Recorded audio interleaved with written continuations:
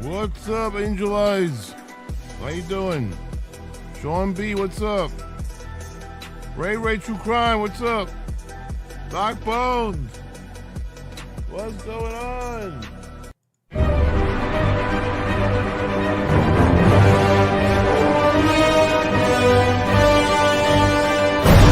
Run that shit.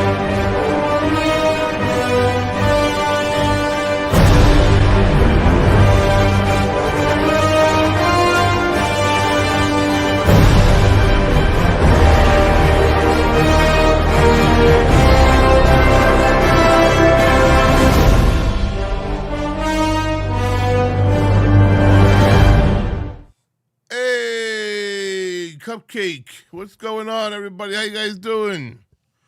Happy Tuesday evening. It's still Tuesday evening at 11:18 p.m. I'm 18 minutes late, but I apologize. I couldn't do anything about it, man. I am exhausted. Woo! I had a long day. Wow. I didn't go to the gym. I did not go to the gym, man. I don't know. I'm all fucked up. My stomach doesn't want to go away, man. I am messed up. I'm messed up. I'm alive, Angel Eyes. That's all I can say. I'm alive. I'm not feeling that good. I'm just alive. I'm fat. I feel fat. Oh, I can't lose 262 pounds, man. 262. 262. What's up, Doc? How you doing?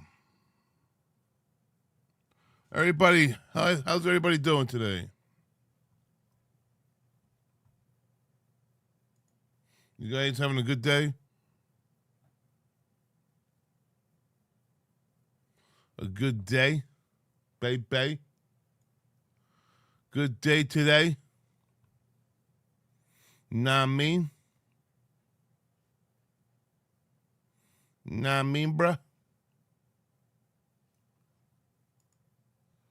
All right, where were we yesterday?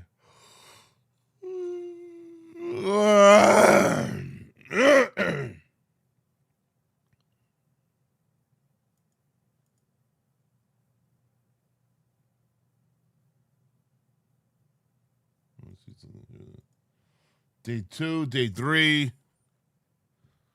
This is day 2 here. That's day 3. I don't see a day 1 for the trial we were watching yesterday. I don't see a day 1.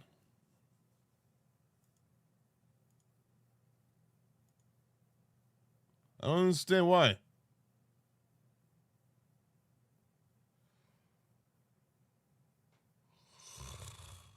Woo!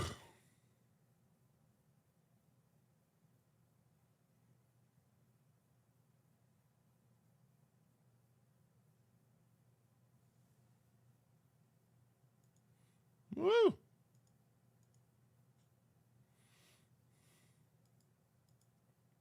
I don't know. I'll find it later, maybe. I guess.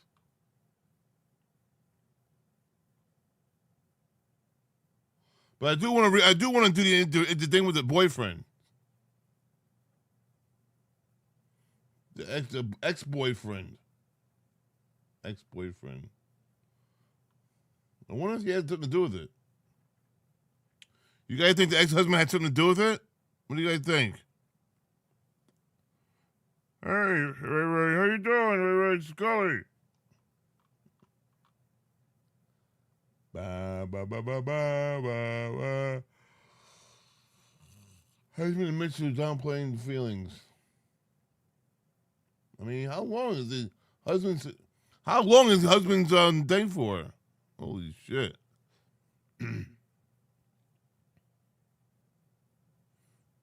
I gotta find the whole husband video. Let me see. Hold on. Wait, hold on. Do we need to finish what we watched yesterday? The the opening statement. Let me hold on. Yeah, let me watch that opening statement for a moment. Hold on. Where is that opening statement? Where is it? Here.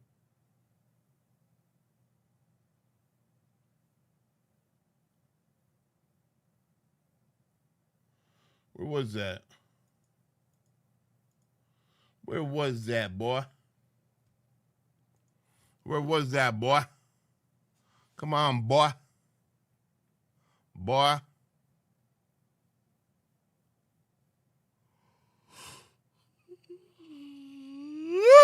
Yeah, man. Boy. Where you at, boy? All right, so let me see something. Yesterday. Hold on, guys. Hold on, guys. Hold on.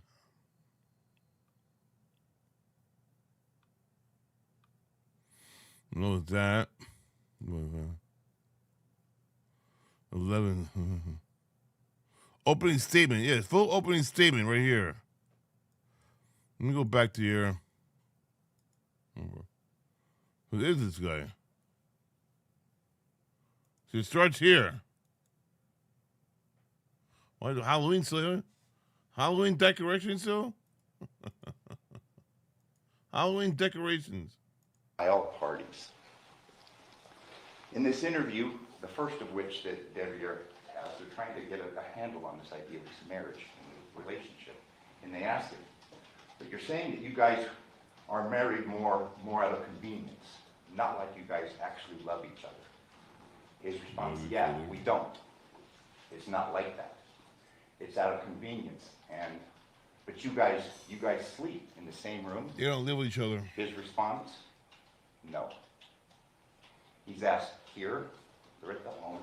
His response, no. No. Are you guys intimate? No. His response, no. No. No. Devyn is asking questions. What a prick. Questions who, by the way, you will learn he hated. He's such a prick. And he's lying about the relationship that he has with his wife. There was some discussion concerning phones, and I'll tell you any more in this modern society. These are the key of most investigations. In fact, the statement said that's why the Devyn was ruled out. The location data on the phone didn't track that night to the Paladera residence. That's easily solved. It's easily explained. It was left home. That's it. There are other cases that have been of some notoriety that happens. Notoriety. People know now. They track you on your phones. Notoriety. You're going to learn that Devyn knew this and the importance and the significance of this clue to this hidden secret. This was no hidden secret. We have out here the wedding ring that you'll see in photos that both Devyn and Devyn wore. In fact, Detective Skinner, again trying to grasp this, and this is on August 7th, is asking This here boy Devyn is about here in the rings. chat. And he's telling me the rings. You What? guys are saying this is What you talking about, the dog? rings are like of significance. It shows a commitment. She plays it down, as does Devyn. Devyn. Getting that ring. This marriage of convenience Damn, look at is that. belied by the facts. Look at that. Wow. Oh my God. He married his father's ex-wife. Holy shit. She's beautiful. I ain't gonna lie. She is beautiful. But you don't do that. You just don't do it. You have to ask yourself as these facts unfold, why is Devyn covering for Devyn? And Unbelievable. why is Devyn covering for Devyn? I don't know, man. Oh my God. Tongue on tongue. Tongue on tongue action. Sexless union. And again, this isn't to offend, this isn't to shock, but this gives the nature of Wow. what's really going on and why that statement was Yeah, so sure. untrue. Yeah, right, sure. I mean, these are pictures taken from their respective phones, and you can see the timestamps. And this will be admitted to you. And I'm gonna grab something to drink. I'll be right back. Appropriate verdict in this Unbelievable. case. This participant, this is a voicemail, 4/27/23 in this sexless, non-intimate marriage. Will you make love to me tonight? I just don't feel any better. I just feel so, just as you touching me, kissing my body, you kissing yours. I just feel some passion tonight, please. These are photos recovered from her phone that were taken from her phone, 5/17/23. And again, they're sexual in nature. This isn't to offend. However, what detectives didn't learn is that this relationship wasn't something that was being frustrated by Jonathan moving in. This relationship had gone on for years before. See the picture of Devyn, 125, it was modified, access 1227. It goes back 7 years. Driver's license, this is Devyn, and if you look and take notice, I mean, this is some years before, he's 6'4", he's 185 pounds, he's a big guy, like his dad. His dad, 6'4", 205 pounds. We had spoken yesterday. Devyn Michaels was in the porn industry. You know, she's not on trial for morality, she's on trial for murder. She had AKAs given her line of work. Devyn was into that.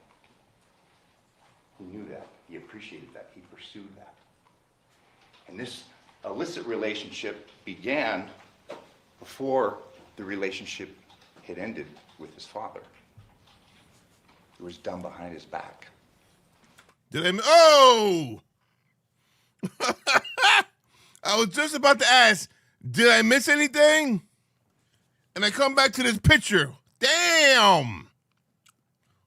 Holy shit, what a picture. Holy smokes. This woman is beautiful. Wow. Rich is missing the pet pic. Yeah, I know, man. Oh my God, I'm right here. I ain't missing it. I'm gonna rewind that shit. Holy moly.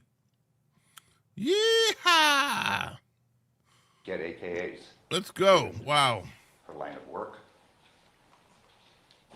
She's beautiful. Devyn was into that. She's beautiful. He knew that. He appreciated that. He pursued that. Wow. And this illicit relationship began before the relationship had ended with his father. Wow. It was done behind his back. Text between Devyn and Devyn. See, notice the photo? It's that same photo I showed you. 19-year-old. He's now 20. Girl you had mesmerized last night. Since she lost her virginity. You don't have to change a thing. Like that night was hands down the most sensational feeling I've ever felt since I lost my virginity. These are expressions of a passionate 20-year-old young man who's in love. Wow. You've got Devyn, who's 20 here. And I'm going to show you photos to show the identification. He's too young. He's too young. Kicked out. For you, my heart races Fast 1,000 forward. miles and never skips a beat. Fast forwarding. 8/23/16. There are a couple. Wow. There are a couple. Look at that. That's amazing.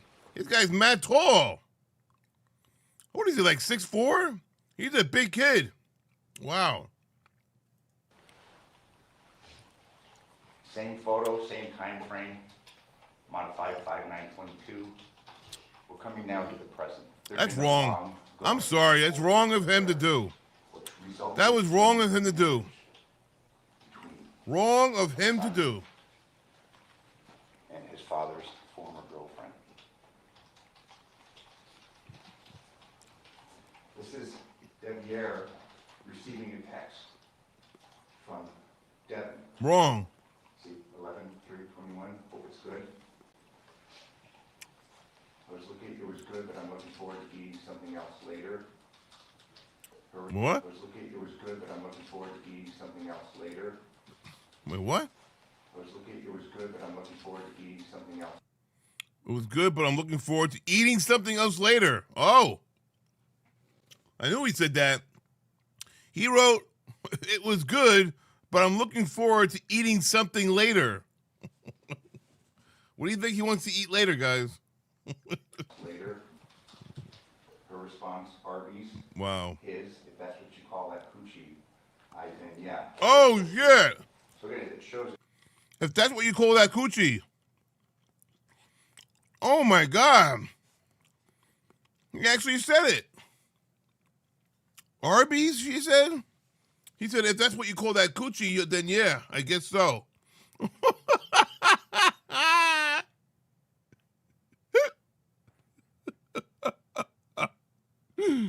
Oh, my God. The coochie. This was Wow. pictures of Devyn on Devyn's phone. Oh, look, she's naked. See, She had naked pictures on her phone. Oh, my God. Look, they're naked nipples. modifier between looked at 5:15:23. Wow. Capture time 5:15:23. Again, the date 5:15:23. I mean, this is clearly an intimate relationship. It's not for the kids. It's not for these perceived medical issues. Devyn is in the hospital, so I would normally be there to watch them. All right, I'm going to fast forward. Yes. Guys, should I just fast forward and get to the trial? Should I skip all this and just get to the and just reviewing the trial? Yeah, maybe I should start doing that.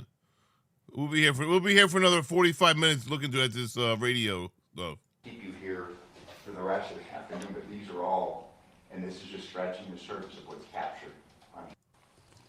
But you're wondering what it looks like with 30 in 30 minutes? Mm-mm. Or was this like that? Damn. Yeah. Wow. You The ordered the results guns. of the autopsy, homicidal violence, there's no real cause. No one knows for sure. Wow. Could have been a shooting. All right. Jonathan is moving out of to move in with her. For that pharmacy. Beheading, Jonathan.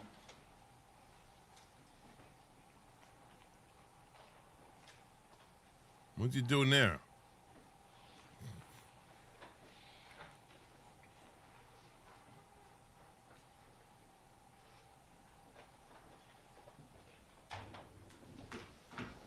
He got caught in CVS. What was he doing in CVS? Oh, I don't think he's doing anything illegal. The lady in the window.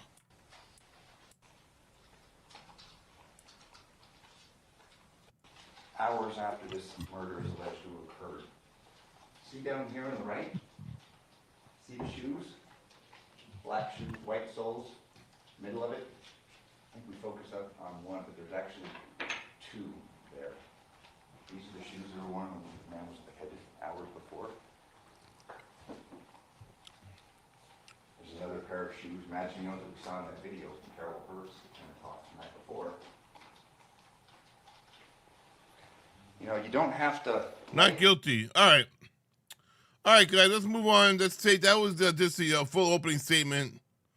I just wanted to see some of the full. I want to watch part of it. You know, that's what we did. We watched part of it. So let me see day one.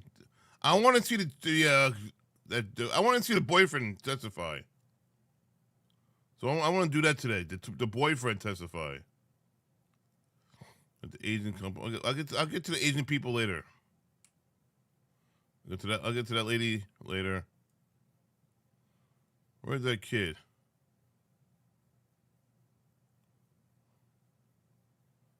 Did he testify in day 2?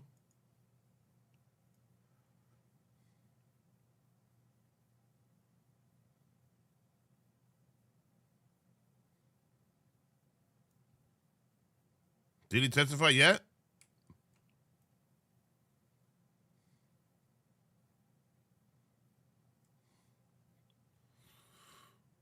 Where's day 3?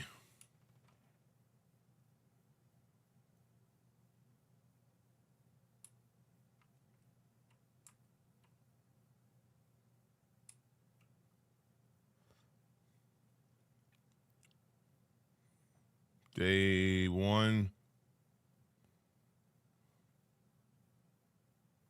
That's not the full day 3, though. I think it's day 3.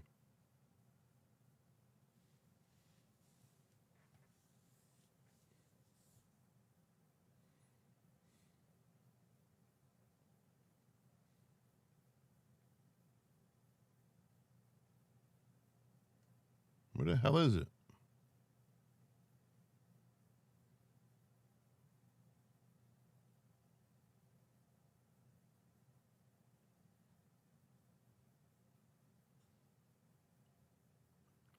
Oh my God. I can't find day 3.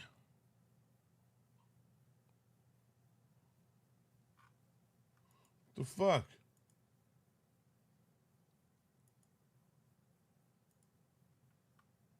Oh my God.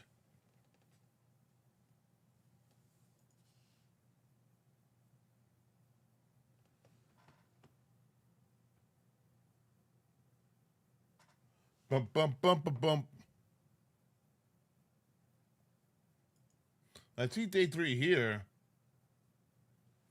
Husband, trial. When was that done?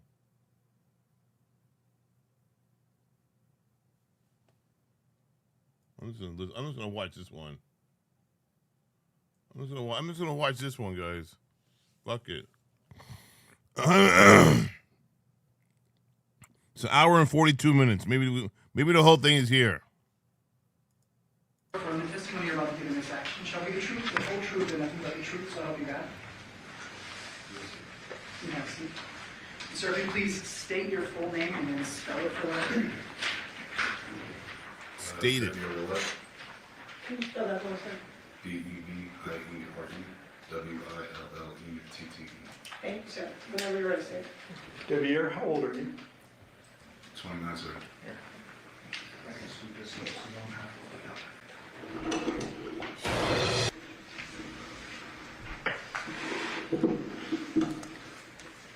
up. What is your birthday?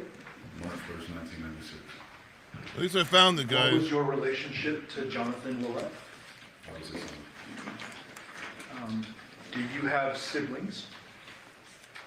I have 2 younger sisters. And what's your mom's name? Arminthia Sings. Do you remember or know when your dad and Arminthia split? I was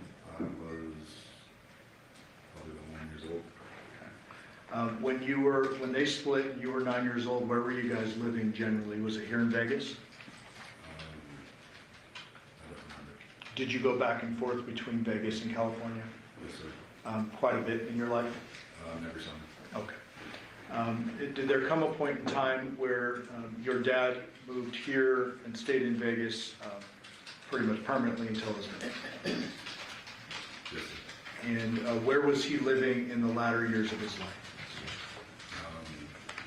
On Ball, Georgia. Is that with your grandma? Yes, sir. Is that Yoko? Yes, sir. Did there come a point in time when you were introduced to a woman by the name of Nikki? And ultimately, you end up getting married to Nikki. And we have a lot to unpack here. I'm sorry to air your dirty laundry, but we have to ask a lot of questions about this, okay? Dirty laundry. When you first met Nikki, was she dating or in a relationship with your dad? Where is it? They were dating at the time? Yes, sir. Where were they living at the time, if you know? I don't remember. When your dad and Nikki were together, did they eventually have children? Yes, sir. And is that your 2 sisters? Yes, sir. We don't need to say their names, but what are their approximate ages?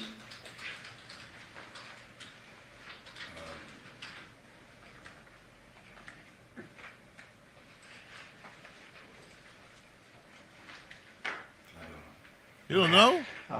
That's okay. I just How do you needed not an know? approximate. So are they right now under the age of 13? Yes, sir. Okay. So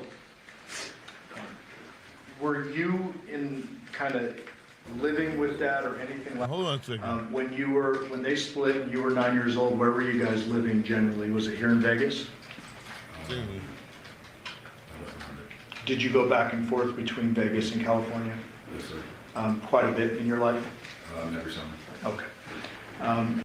Like that when he was with Nikki? Yes, sir. And when they had the children together, were they living together? Yes, sir. Do you remember where that was? Well, hold on. I think I like to sound better here. Let me see. Let me know. Let me know which video sounds better, guys. The one we just heard or this one? This is the new one, of Court TV. Did there come a point in time where your dad moved here and stayed in Vegas pretty much permanently until his death? Yes, sir. And where was he living in the latter years of his life? On Ball, Georgia. Is that with your grandma? Yes, sir. Is that Yoko? Yes, sir. Did there come a point in time when you were... Cakes Boo, what's up, Cakes Boo? What's up, Wild Dog? Everybody who just joined in, how you doing, guys? Welcome back. How you doing? Jimmy James, what's up? introduced to a woman by the name of Nikki? Yes, sir. And ultimately, you end up getting married to Nikki.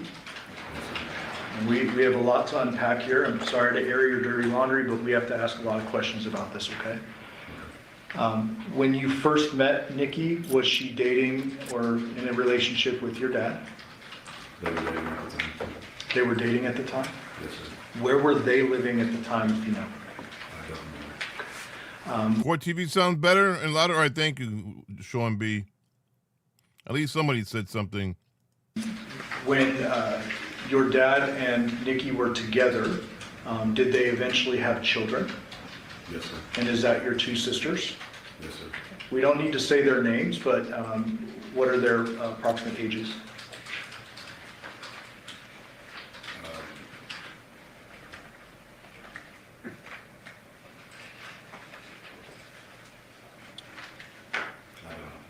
Okay, that's okay.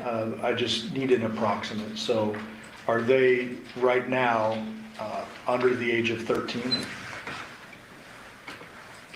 Yes, sir. Okay. So were you in kind of living with dad or anything like that Thank you, Angel Eyes. when he was with Nikki? Yes, sir. And when they had the children together, were they living together? Yes, sir. Do you remember where that was? Not the numbers, but it was on Blue Magic Street. Blue Magic? Yes, sir. Is that here in Vegas? Yes, sir. Before the girls were born, did there come a point in time where you and Nikki became intimate? Or was it after? It was after. Okay. So girls are born. Do Nikki and your dad stay together after the girls are born? Yes, sir.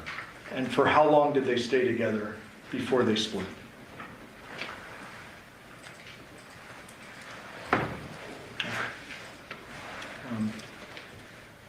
When eventually, after the girls are born, do you and Nikki enter into an intimate relationship? Yes, sir. About how old were you at that time? 19. 19 years old? Yes, sir. Do you know how old she was at the time? No, sir. How was it that that relationship kind of started?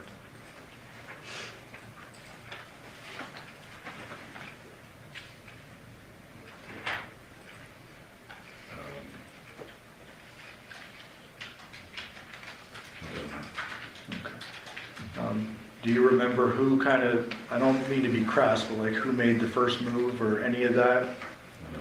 Okay, it was a long time ago, right? Yes, sir. While you were intimate with Nikki initially, was she still dating your dad? Or in a relationship with your dad? Yes, sir. Yes, sir. Does it embarrass you to admit that in front of a bunch of strangers? Yes, sir. Well, I missed that question. Hold on. was she still dating your dad? Met with Nikki initially, was she still dating your dad? Or in a relationship with your dad? Damn, that's fucked up. Yes, sir. Damn, that's fucked up. Does it embarrass you to admit Wow. that in front of a bunch of strangers? Yes, sir. Wow. Did you continue being intimate with Nikki That's for fucked an up. extended period of time? Yes, sir. Wow. Do you know if your dad found out about the intimate part of your relationship? No, sir. And I'm not going to say it a bunch of times, but when I say intimate, I mean sexual. We agree there? Yes, sir. Did there come a point in time where you all three lived under the same roof? Yes, sir. And was that the Magic House? Yes, sir. And is that when the relationship, intimate relationship started out? Yes, sir. Okay. Now, tell me if you can remember, when is it that any of you three move out of Blue Magic? Like, we need to get a Crazy. sequence of events. Do you move out first? Do they split and move in different places? Or can you remember that for me? I moved out first. Where did you move to? I moved back to California. And where did you stay in California, if you remember? 187 Poppy Circle. Was that with other family? Yes, sir. Okay. Eventually, do you move back to Vegas? Yes, sir. Do you remember what year that was? The next week. Okay. When you do move back to Vegas, after moving to Cali, you move back to Vegas, do you move in with Yoko at the Paladura address? No, sir. Where did you move that time? Back to the Blue Magic House. Okay. Did you then leave back to California for a second time? Yes, sir. Okay. And I stepped one step too far ahead. When you moved back to Vegas the first time, you moved into Blue Magic. Who was living in Blue Magic? My father, Nikki, Samantha, and Jeanette. The two girls? Yes, sir. Okay. Was there some kind of discussion with Nikki at that time about being pregnant? Yes, sir. Describe that for the Oh my jury. God. I Got moved back to pregnant. California, and I was told that Fucking pregnant. she was pregnant with my child. Damn, that's fucked up. She Wow. didn't have that child. So she tells you this? She told me that. That's So crazy. you had gotten out of the situation back in... That's crazy, man. That's crazy. He got her. He knocked her up like that, having sex with this woman, and orgasming inside her. Wow. Cali, and you, I presume, talked to her over the phone or something? Wow. Yes, sir. Wow. She tells you she's pregnant, it's yours, and unless you come back, she is going to have the child. Yes, sir. What did you do in response to that? I moved back. Did you Wow. witness her go to a doctor? No, sir. Did she tell you anything about that child she claimed was yours? She told me that she had gotten an abortion. But you never saw any documentation or No, sir. anything like that? Okay. So you're pulled back into the situation, you're back here in Vegas, and then you move out again to What? G case, but why you say G's, Rich? What happened? What did I do? California. Yes, sir. When you moved back to California that time, do you remember your dad, Nikki, and the girls still staying at Blue Magic together? Yes, sir. Okay. So then you go back to California, and when is it that you return?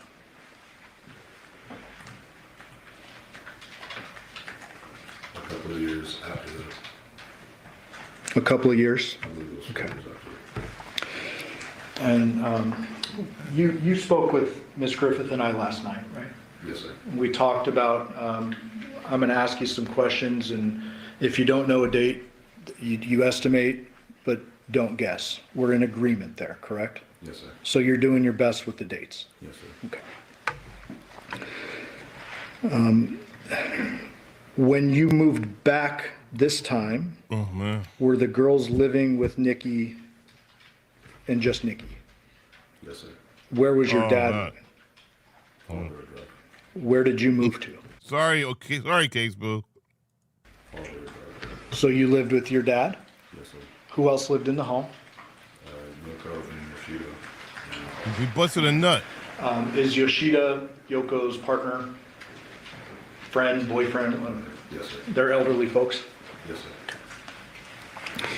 sir. When you lived with your dad, how was your relationship at that time? It was fine. I worked with him. You worked with him too? Yes, sir. Doing what? Anything and everything. Okay. From moving houses to setting up backyards. Moving houses, setting up backyards? Okay. So let me ask you kind of a general question before we move on. Is it fair for me to say that your dad was in and out of your life growing up? Yes, sir. Did you have a strong relationship with your dad as you're getting into your late teens, early 20s, or was it just kind of a, that's my dad and don't see him too often, or what? Crazy. No, I love my father, so we have a strong. I know you don't care. It's all good, Case Boo. Don't worry. Okay. What you say? I love my father, so we have a strong. Okay. Did there come a point in time when you're living with him at Paladura and working that you guys have some disagreements about work and He stole his other stuff? girlfriend. Yes, sir. He's having Would sex you with his consider your wife. dad to have been a hard-headed person? Yes, sir. Okay. Was he an opinionated guy? Yes, sir. Okay. Did you ever tell your dad that you had been having a sexual relationship with the father of his other Oh, children? my God.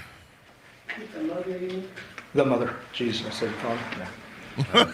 Gay sex. I apologize.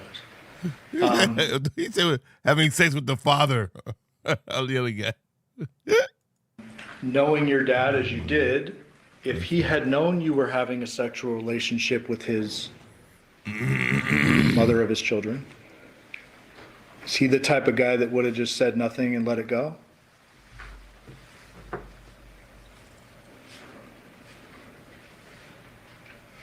Yes, sir.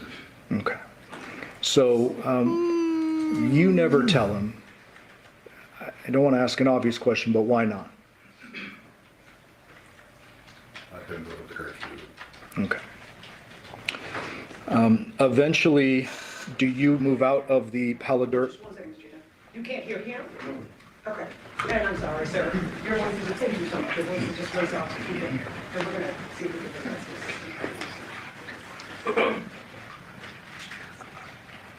So can you just like say test one? Test. Can you hear him better now? Okay. Go ahead, Mr. Devyn. Thank you, Judge. I'm sorry. Oh. Nobody can be held in contempt. All right. I'm gonna keep that one in the back pocket. So you eventually move out of Paladura. Yes, sir. Dad stays, Yoko and Yoshida stay. Yes, sir. Where do you move? To 5510 Porcupine Rim Street. Did you move in with Nikki? Yes, sir. And I've been saying Nikki. Did you know Nikki by several different names? Tracy, Devyn, and Devyn. Those three. Tracy, Devyn, and Nikki? Yeah. Okay. Is Devyn spelled Devyn? Devyn? Yes, sir. Okay. Did you, after moving out of Paladura and into Porcupine Rim, resume your sexual relationship with Nikki? Yes, sir. Were your sisters living there, or was there some kind of custody arrangement? Or was that later? That was later. Okay. So when you first move into Porcupine Rim, can you give us a date, a year, an approximate year, anything like that? And if you need to use the date of your dad's death, August 7th, 2023, as a point of reference counting back,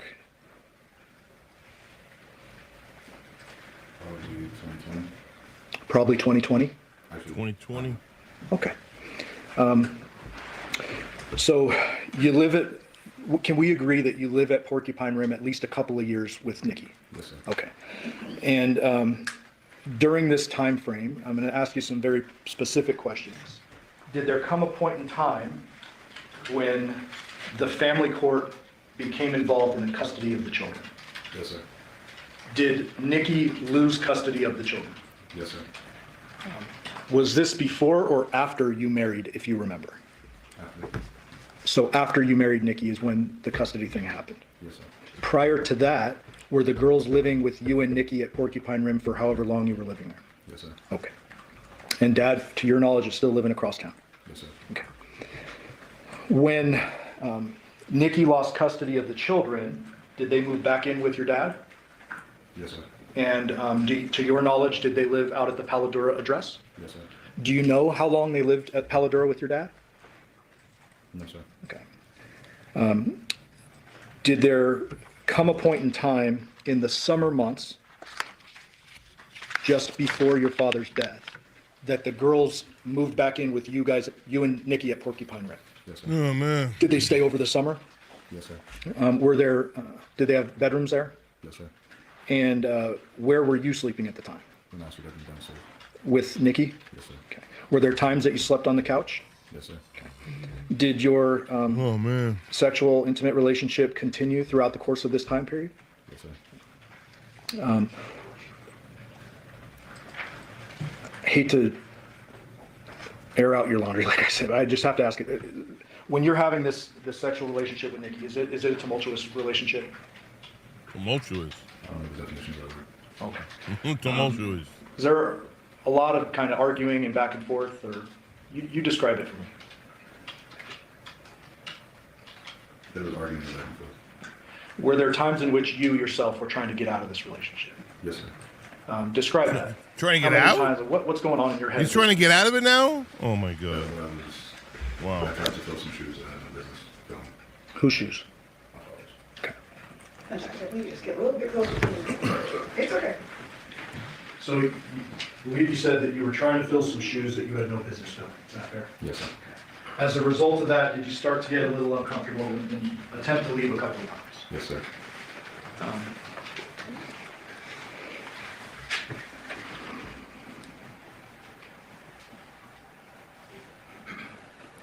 Did there ever come a point in time, and I want to be precise here, prior to you learning of your dad's death, that you learned he was going to move in to the Porcupine Rim address? Prior, no, sir. So you didn't know he was going to move in prior? No, sir. Okay. Did you learn that at some point after? I learned after the death when my grandmother was telling me about it. Okay. Did you talk to your grandma like on the 7th? The day after, yes, sir. Yeah. Okay. So I want to now bring you to August 6th, okay, 2023. On that day, were you living at the Porcupine Rim address? Yes, sir. Were the girls living there? Yes, sir. Was Nikki living there? Yes, sir. Do you know or remember what you did during the day on August 6th? I woke up and I went to work, and I got a phone call from my grandfather saying that my dad was critically injured. Damn. Okay, let me clarify here. I'm talking about the day before you were notified. Oh, I went to work. Okay, so you work on the 6th. Yes, sir. Do you know what Nikki and the girls were doing that day? No, sir. Did there come a point in time after you get home from, oh, and I should ask you, did you drive a work van? Yes, sir. Is that the white one that was parked in front of the home? Yes, sir. Okay. There's another vehicle out front of the home. Whose was that? Not the Nissan Armada, but the little sedan. Oh, that was my vehicle, sir. Was that operable at the time? Yes, sir. And did you drive it? Yes, sir. Okay. The night of August 6th, you get home from work. Do you remember a point in time where you saw your dad at the Porcupine Rim address? Yes, sir. Describe that for the jury. So I just got off work. I was helping with the girls with their homework, and I believe I went into the garage and I saw my father bringing over a bunk bed and a desk for the girls, and his back was turned to me, so I closed the garage door. So you didn't talk to him. No, sir. How was your relationship at that point in time? We hadn't talked for a while. At some point prior to that, had he learned that you had actually married Nikki? Yes, sir. How was that conversation? Oh, my, You that's had a weird. conversation about That's so weird. Oh, my God. How do you He sent me live? a text message asking me. How do you live? Saying, I don't know what you're doing, but it's not right. And How can you live I don't understand how you can stay in the same place together and live. When he just married your ex-wife. Like, I don't get it.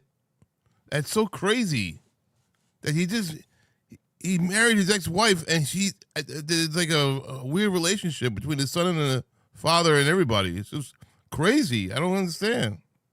Oh my God. Mind-boggling. I responded with half of what he knows is true and another half isn't. Okay. So your dad clearly knew you were formally married. Yes, sir. Do you remember the date you got married? Really weird. No, sir. Did you ever get divorced? No, sir. Is that something you Never got would like to do? divorced. After this, yes. Okay. Once this trial is done?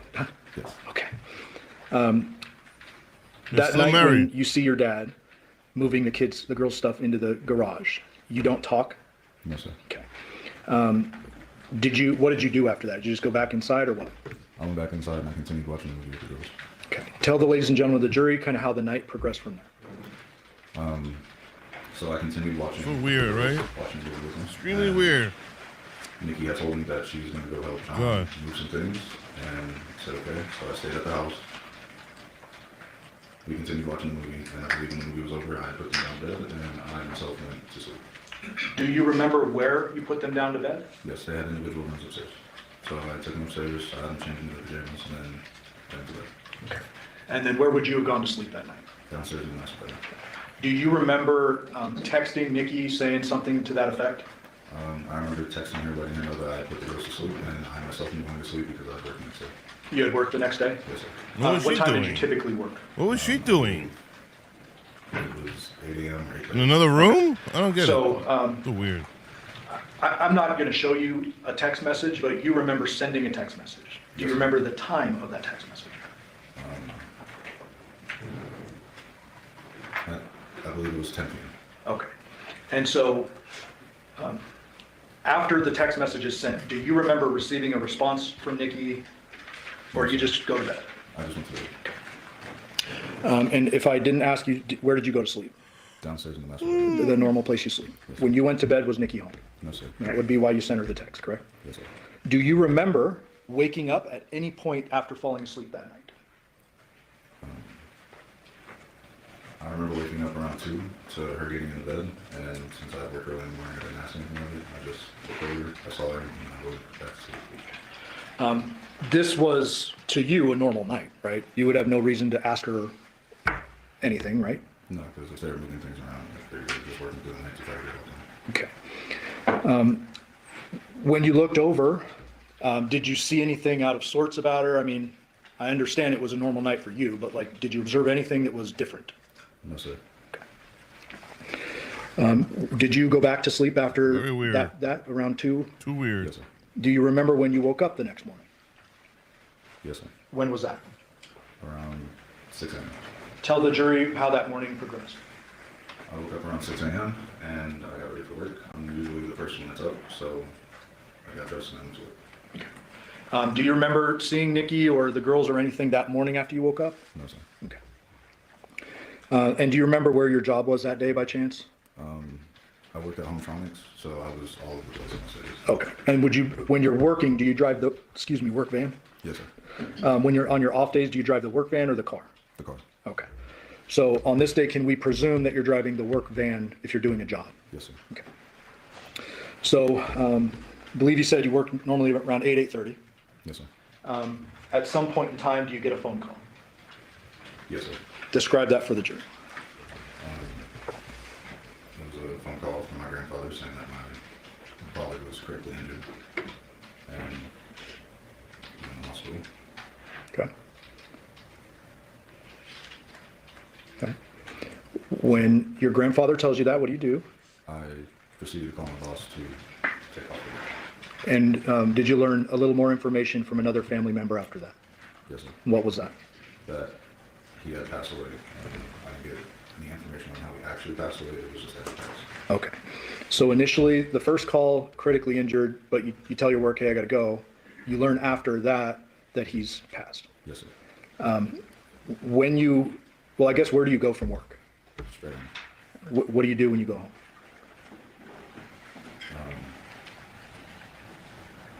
started drinking. Did you drink back then? Yes, sir. What do you remember before you started drinking, if the girls or Nikki were home when you arrived home? No, sir. You don't remember, or they were not? They weren't home. They were not home? No. Okay.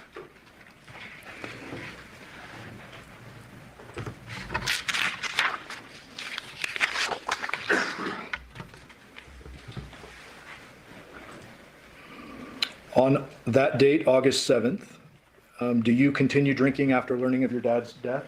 Yes, sir. Do you remember the next time you saw Nikki? I don't. I drank myself to sleep for the next couple of days. Okay. So is it fair to say those couple days, after learning that on August 7th and maybe into the 8th, maybe the 9th, you're drinking pretty consistently? Yes, sir. Is it a bit of a blur for you? Yes, sir. Okay. At some point in time, do you remember police coming to the Porcupine Rim?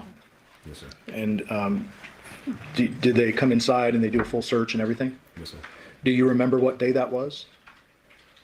No, sir. Okay. I want to ask you some questions about items in your home. At the time, you were working for Hometronics, correct? Yes, sir. You had the work truck. Yes, sir. I presume you had some tools. Yes, sir. Were there times in which you had saws and stuff like that? Yes, sir. Do you normally carry a saw, or is that something you use for particular jobs, or how does that work? I had a drywall saw inside my bag along with a screwdriver, a flathead, an electric drill, measuring tape, blood wire. Okay. Is there a safe inside your home, or was there back then? Yes, sir. What was that safe used for? Guns. Did you have guns? Yes, sir. How many do you have, or did you have back then? 3. Are you're allowed legally to possess guns, right? Yes, sir. So you have 3 guns. Are they handguns? Yes, sir. And do you remember having them on August 7th, or was this general around that time frame? We've owned the guns for a while. Okay. Did your dad have guns too? No, sir. Okay. So you had guns, your dad didn't, No, sir. at least to your knowledge. Yes, sir. Okay.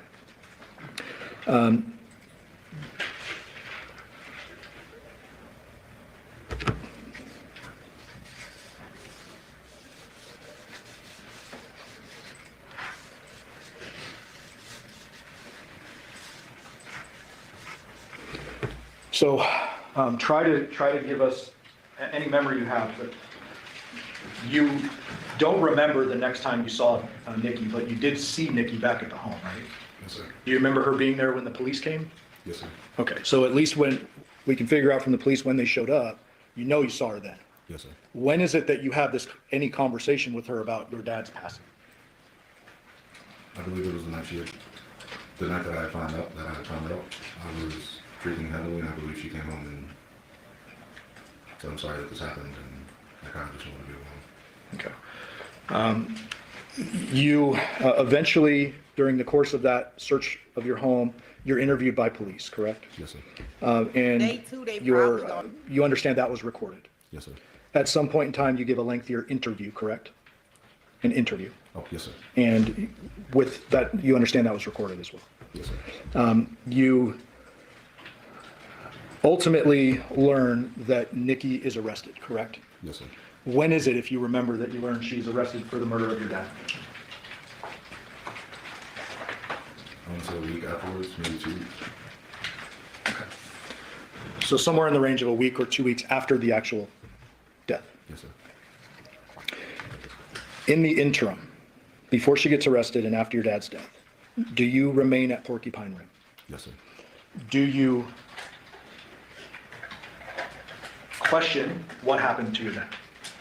Yes, sir. Are there a lot of kind of unanswered questions you have during that time frame? Yes, sir. Did there come a point in time after her arrest that she contacted you from the detention center? Yes, sir. And Judge, we would move to admit 631, which is a recording of that contact. No objection. Thank you. 631 of the minute?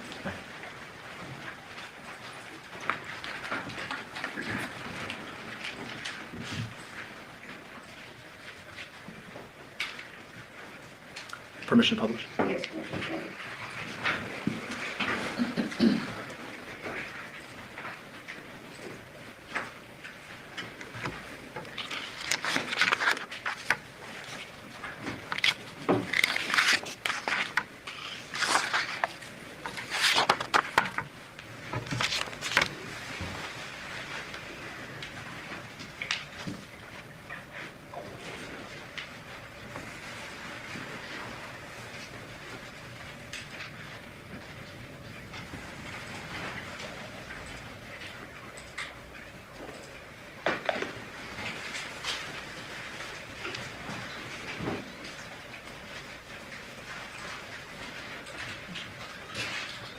Please call from an incarcerated individual that enters a detention sentence. This call is not private. It will be recorded and may be monitored. If you believe this should be a private call, please hang up and follow facility instructions to register this number as a private number. Hello?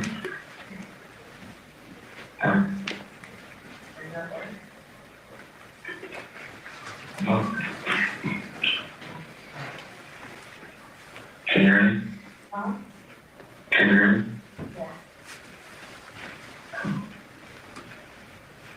Yeah. What? Speak. What would you like to tell me?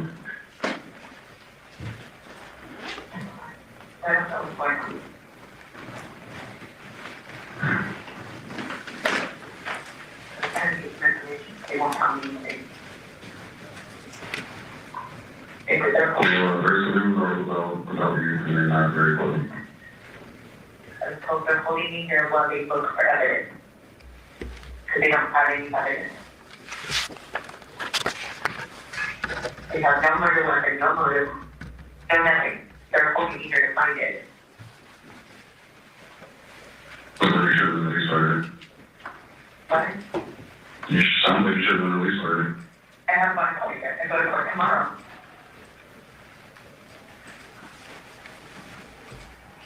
Okay, well, I'm not doing this out for you. Okay. See you guys at the girls. They're looking at for Are you getting fingerprints so you can go with him? I might go with you right here.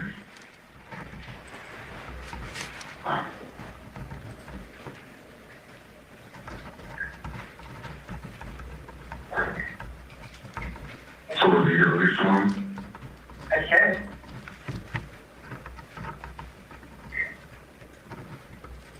That's what I'm hoping for. Because that's literally what's going on. They have absolutely, yes, they have absolutely nothing on me. They showed me a picture of a bottle of stock for cleaning detergent, and they said, you have one in your house. And I'm like, okay. They're like, well, this was used at your house. Like, you're fucking joking, right? Like, that's literally what they showed me.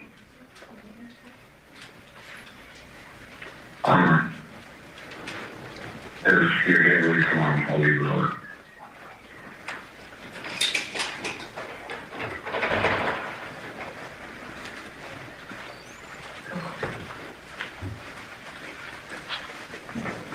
So, and you're doing, can you go to California?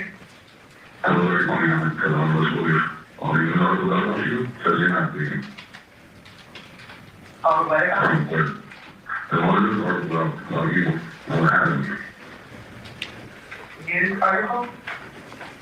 Yes. Okay. Well, I don't know. If you get released, I still don't know what you leave. I'm sorry. But, yes, I'm going to have one. And if you are getting released tomorrow, I'll leave it over. If not, then I have to do something with them.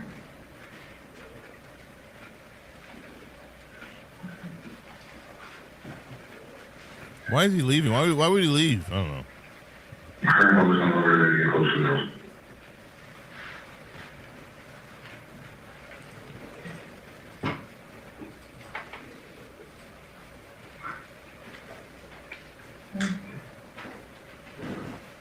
Okay.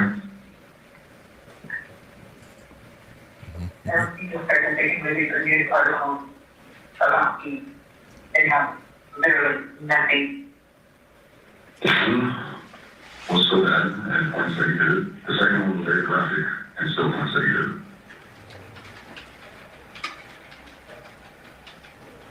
Like I said, if you're going to court and release you, I still don't know what to leave and I can't be here.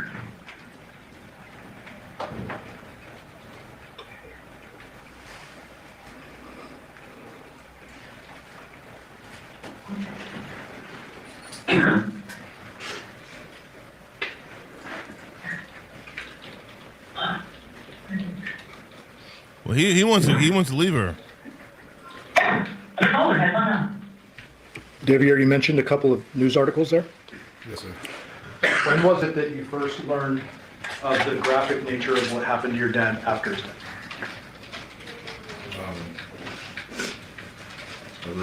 I believe it was a day prior to the phone call that I was sent an article from the Las Vegas News explaining what happened to my father and that she was involved. Okay. At the end of that phone call, somebody hung up. Who did that? She was. When you were telling her, I'm leaving to California, I'll leave the dog, did you already plan when all this kind of madness started to break off? Yes, sir. Was that essentially what the jury just heard, your breakup conversation? Yes, sir. Do you remember if you ever talked again after that? We never talked to him after that. They never talked again after that? Well, Look at me. well, the last time they talked. Did you kill your father? No, sir. Did you have any involvement in killing your father? No, sir. Did you have any involvement in what happened to his body after? No, sir. That's good. All right. Ladies and gentlemen, it's going to be a moment of cross-examination. We're going to have to take a brief recess. They said no, no, no. During this recess, you must not discuss No, anything no, and no. yours, anybody regarding this case or its merits, either by voice, phone, email, text, internet, or other means of communication. All right, I'm taking a break. They took a break, and we're back. Yes, sir. Yes, sir. Yes, yes, sir. Ever spoken with my investigator? All right, and sir, I just remind you that you are still under oath. We're back. Okay, Mr. Dustin, how are you doing? Mr. Blunt, my name is Robert Draskovich. My partner, Mike Horvath, and I represent your wife. Yay. You and I have never spoken, have we? No. You've never spoken with my investigator, Ken Hardy, have you? Investigator? No, sir. No. So this is the first time that we're actually having an opportunity to communicate, correct? Yes, sir. I'm sorry, sir, if you just get a little closer on the microphone, thank you. You had testified today, fair to say, for the first time, that you had a relationship with your wife that went years back. Yes, sir. You'd been asked that by a lot of people, correct? Yes, sir. You'd been asked that before under oath, correct? Yes, sir. But you didn't tell the truth, did you? I'm a liar. I'm a big fat Sir, liar. you were given copies of your prior statements in preparation for your testimony today, correct? Yes, sir. You were. You're a smart man, aren't you? No, sir. And you reviewed those copies of your statements in your No. testimony, correct? He said, no, I'm not smart. Because you wanted to be prepared for today, correct? No, sir. I see. Sir, if you just speak up for me, please. You had testified today that you learned of your father's death for the first time about 1 o'clock on August 7th, 2023, correct? Yes, sir. You'd said, I believe it was your grandfather. Yes, sir. Now, you were interviewed by police just shortly after that, correct? No, sir. You were interviewed at 2:35 p.m. August 7th by Detective Ozawa. Yes, sir. He came to ask about you, your wife, stuff that was going on in the house and at the other house, correct? The Paladera house. Yes, sir. He asked you how you got along with your father, and you told him we never really got along, correct? Yes, sir. It's a little bit different than what you testified to today, correct? No, sir. It's the same, or it's different? It's just I worked with my father. I'm sorry, in this low voice, you can speak up, please. I worked with my father, so we bumped heads on a lot of things, but it doesn't mean that I didn't love my father. Okay, but the question is, how do you guys get along? And your answer is we never really got along, correct? Only over work. I'm sorry, sir, you have to speak up. Only over work. Only over work. Yes, sir. Well, it was just a few seconds after that that you said that you knew he was going to move in there, correct? And you didn't want to talk to him when he was at the house No, sir. on August 6th. You don't recall telling the detective that? I mean, you have this transcript that I'm going to start referring to. You referred to it and you reviewed it before and to prepare for today's testimony, correct? Yes, sir. I was so shortly after his death that he was going to be him, and I had no prior to that. Counsel, I'm referring to page 4.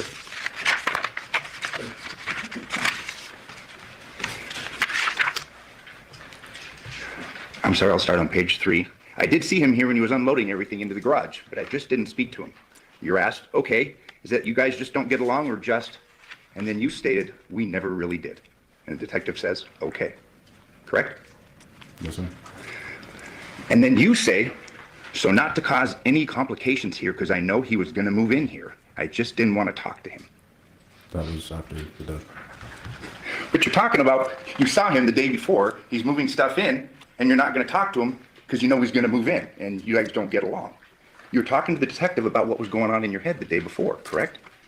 No, sir. I was told that they were moving the desk and bunk bed into the house for the girls. So when you're telling the detective on August 6th, I didn't go and talk to him because I never really got along with him, and I didn't want to cause any complications here because I know he was going to move in here. I just didn't want to talk to him. You're now under oath saying that meant something else? No, sir. I'm answering the question. I was told after my father's death that he was going to move into the house, but I had no idea prior to that. That's because you read your grand jury testimony, correct? No, sir. A little bit further down, same page. He wasn't really there for me, correct? I mean, you had resentment for your father, fair to say? No, sir. And then kind of realized who he was as a person. And when you were talking about moving out of Yoko's house, you said, I got out as soon as I could, correct? Yes, sir.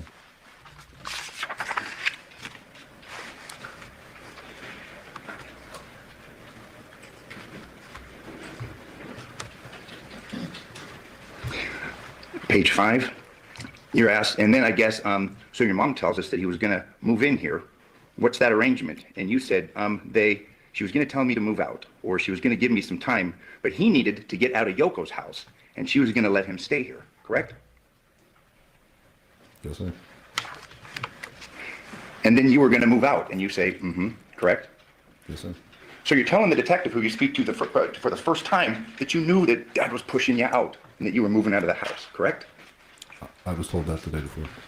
Oh, so now, you said before, until after your death, now you're agreeing you knew at least the day before that your dad was pushing you out of the house, correct? No, I'm talking about the interview. So when I had the interview with Ozawa, that's when I found out everything prior to the interview.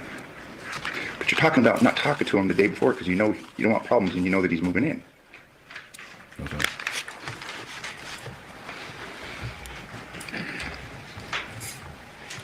Page 6. So we don't get along. So she was giving me the heads up so I can move out, correct? No, sir. You're saying no? And I won't misread anything. I mean, these are your words. Can you repeat it? So we don't get along. This is like the third time you're saying this. So she was going to give me that heads up so I can move out. Yes, sir. And then the detective asks, and this is the second thing about your marriage. He asks you about your marriage, correct? And you say, yeah, we're married, Yes, sir. correct? And you tell the police officer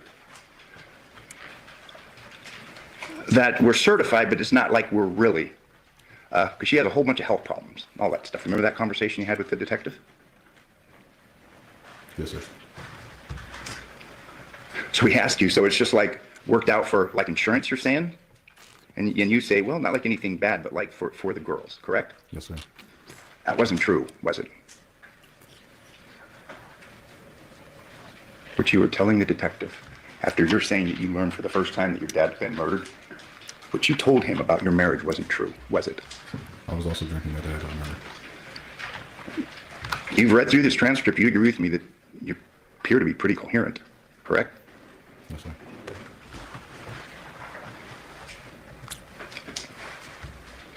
And you agree with me, this detective was kind of confused, and he's saying, well, wait a minute. She had kids with him, but you're his son, correct? Yes, sir. And it is clear Yoko didn't know, correct? Yes, sir.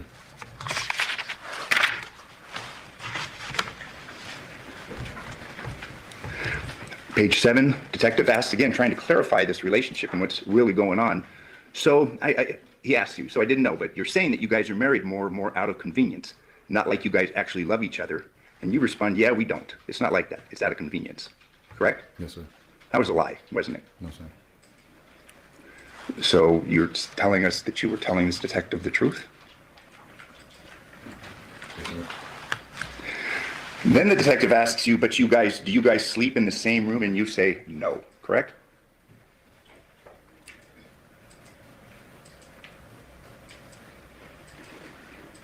Yes, sir.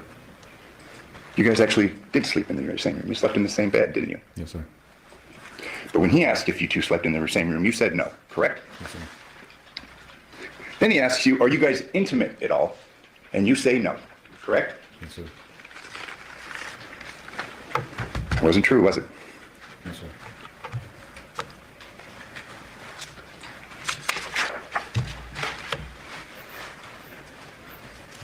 Fair to say that you were downplaying your feelings for your wife when this detective came to ask you about the murder of your father.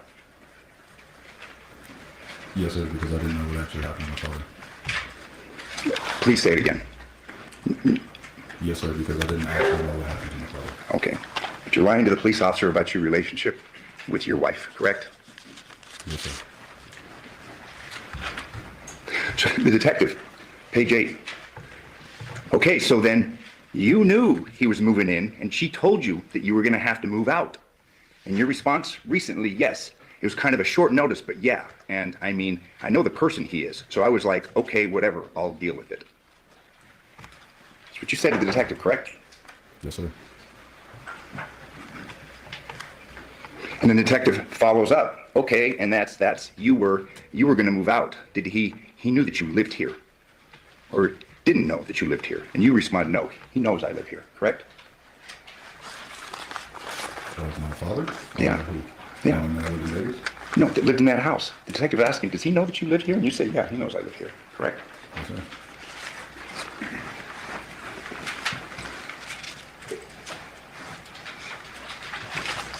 You did confirm that you knew that she was going over there to your dad's house with the girls, correct? Yes, sir, that was the joint custody that they had. Yeah. And the detective, confirming that you know that he's moving in and that you're going out, asks, why was he moving out of the other house? And you said, because they all they do is scream and yell. When I was over there, my grandma would go downstairs at 6 in the morning yelling at him for the car payment, correct? Yes, sir. And you also say, I think my grandma was kicking him out, correct? Yes, sir. It's true. And trust me, I'm not going to tell you anything you didn't say, okay? I'm not trying to trick you.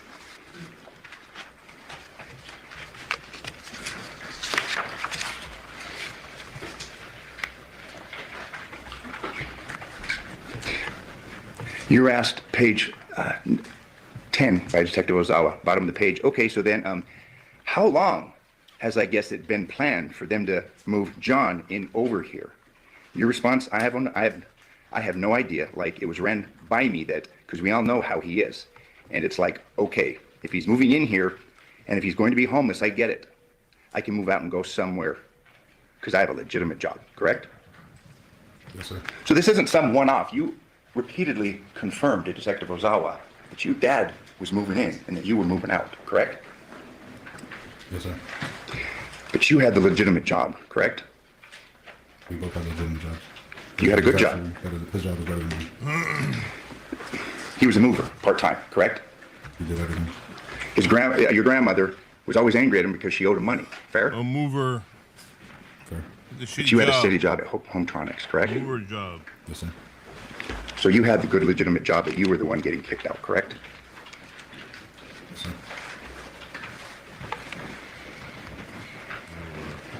Fuck that. In fact, you go on to state that you're a technician for Hometronics, correct? Yes, sir. And that you do security systems, correct? Yes, sir. And you install entertainment systems. Yes, sir. You told the officer that you'd been doing that for about 2.5 years. Smash that like button, guys. Smash that like button.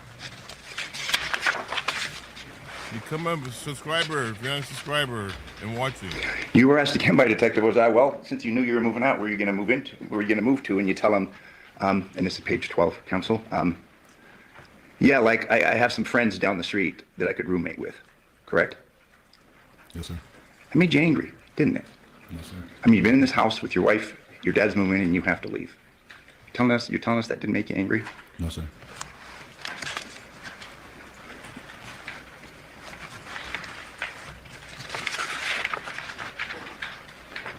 Now, today you testified that you'd worked the day before, August 6th, correct? Yes, sir. But you were actually off the day before, correct? You didn't work on August 6th. I was drinking a lot of don't remember. Drinking a But you would lot. first tell the police officer, yeah, I worked yesterday, but then Drinking a lot. Sorry about that. Is that better? Okay. If you could just please repeat your answer. Trust me, I'm not trying. If you could speak up, please, and just repeat that last answer. I was drinking a lot and I don't remember. But you actually made the same mistake and initially told him I was working yesterday, but then you corrected yourself, correct? Yes, sir. So you really weren't drinking that much. Because you at first said, well, I worked yesterday, and then you said, oh, actually, you know what? It was my day off. Correct? Sundays are your days off. That was 10 years ago and I was drinking very heavily from my father's death. So I don't. Okay. But sir, this conversation occurred August 7th, 2023. All right? Sorry. Or, I mean, you do, fair to say, it hasn't been that long, has it? Not 10 years.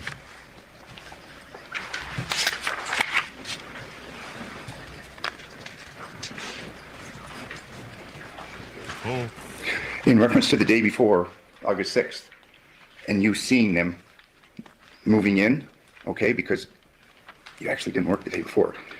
You said, I heard the door open. I thought one of the girls opened the door, so I came down and looked out and saw him unloading stuff. And I was like, oh, all right, whatever. So I closed the door, just didn't hear it, correct?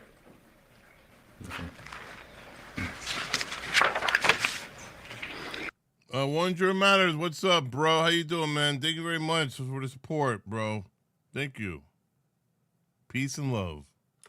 And at this point in time, you tell the detective that you actually don't have a room in the house, correct?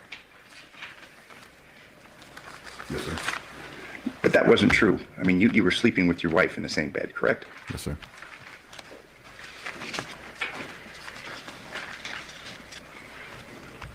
You said that your guy is a hot-tempered guy, correct? That's who is? His father. Okay, you said your guy. Yeah. You said he's like a hot-tempered guy, correct? Yes, sir. You said he had no filter, that kind of guy. Yes, sir. Yeah, man. That's okay.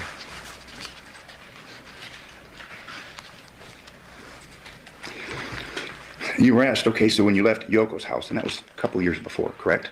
Yes, sir. How often do you talk to him? And your answer was not at all, correct? Yes, sir. And the detective says, oh, and you say nothing. I mean, you say nothing, correct? Meaning you guys don't talk. After he found out that we were married, we didn't talk after that. Detective asks you, he didn't call you or nothing, and you said no, correct? Yes, sir. No text, nothing like that, and you said no, correct? Yes, sir.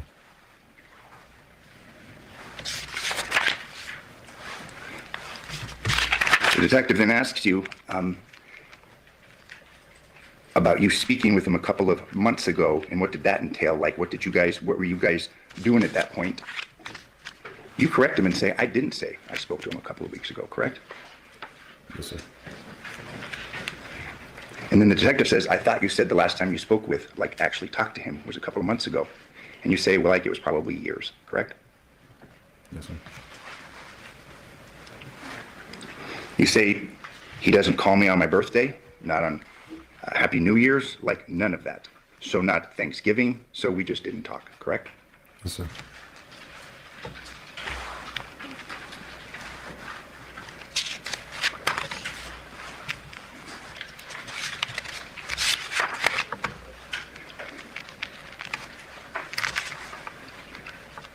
And then you're asked by the detective, counsel is on page 18, is there anything you can think of that you haven't told me that you think might be important for us to know? And you say, correct?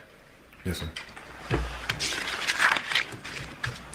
So they're there trying to figure out this dynamic, and you've lied to them about the relationship that you have with your wife, and you've lied to them about the living arrangement where you're getting kicked out by your father, correct? He's moving you out. Yes, sir, because I didn't know what exactly happened.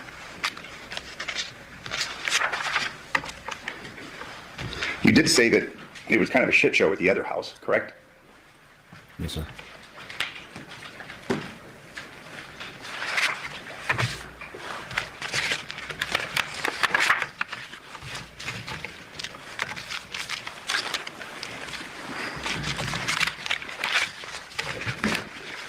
That wasn't the first time that you had discussed issues concerning this dynamic, correct?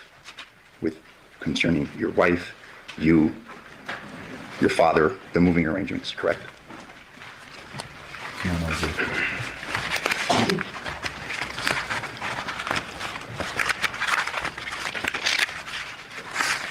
You were interviewed another time, correct? By another officer. And you reviewed that in preparation, the transcript, in preparation for your testimony today. Yes, sir. That interview occurred September 12th, 2023, correct? Yes, sir.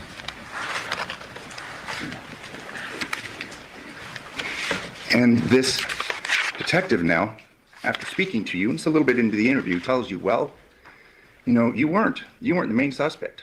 You know what I mean? This is, meaning the situation is a little different than hers. We're here to, you didn't do it, to clear you, correct? You recall that conversation? When was this again? I'm sorry? When did this conversation happen again? September 12th, 2023. Yes, sir. Remember that? And you're there being interviewed concerning being a potential suspect. And you remember the date, correct? Yes, sir. And you're being told now that we're working to clear you, correct? Yes, sir. You were relieved, fair to say? Yes, sir. The detective asks you, does that make sense? And you say it does, correct? Yes, sir. And then the detective says, and while the chances of you even being there are so slim that it's just, there's, you know, that's not even on the radar, correct? Yes, sir. Oh, man, wake up, everybody, wake up. I mean, you had told law enforcement that you weren't close to Devyn. You didn't really have a real marriage. And things aren't that bad with your dad, and you're basically being told, hey, it's good. You're good, correct? Yes, sir. In fact, you're left there sitting for a little while, and the room's being recorded, and you say this is going to be a fucking Netflix series, correct? I don't remember that. I told you they said that. Would you have any reason to disagree with me? I'm just letting you know I don't remember. Okay. Sir, can you just keep it Oh, sorry.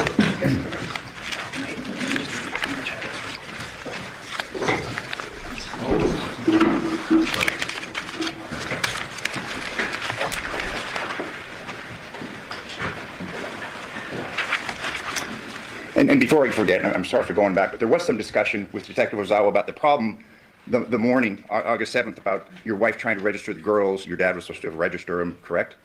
Yes, sir. That's because they were moving into the house and the girls were starting at that school, correct? Yes, sir. So that's again a confirmation that you knew. You knew that they were moving into the house. Correct? Yes, sir.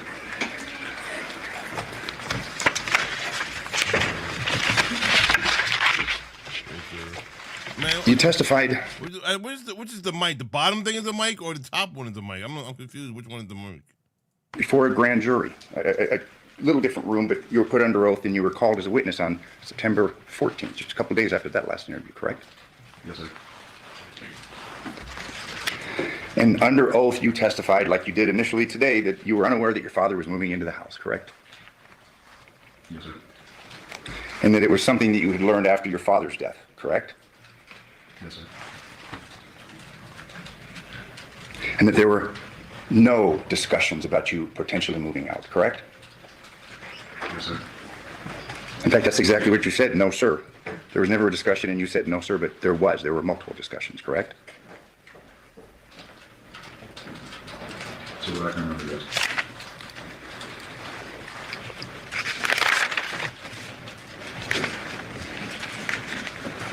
You were asked, were you estranged from your father? And you said, we didn't get along, correct? Only while working, sir, yes. I'm sorry? Only while we worked, sir. So you're still saying you guys got along just fine, but it was just work related? Anytime I was with him, I had a good time. I see. But you guys don't text, you don't call, correct? Not after he found out I was married.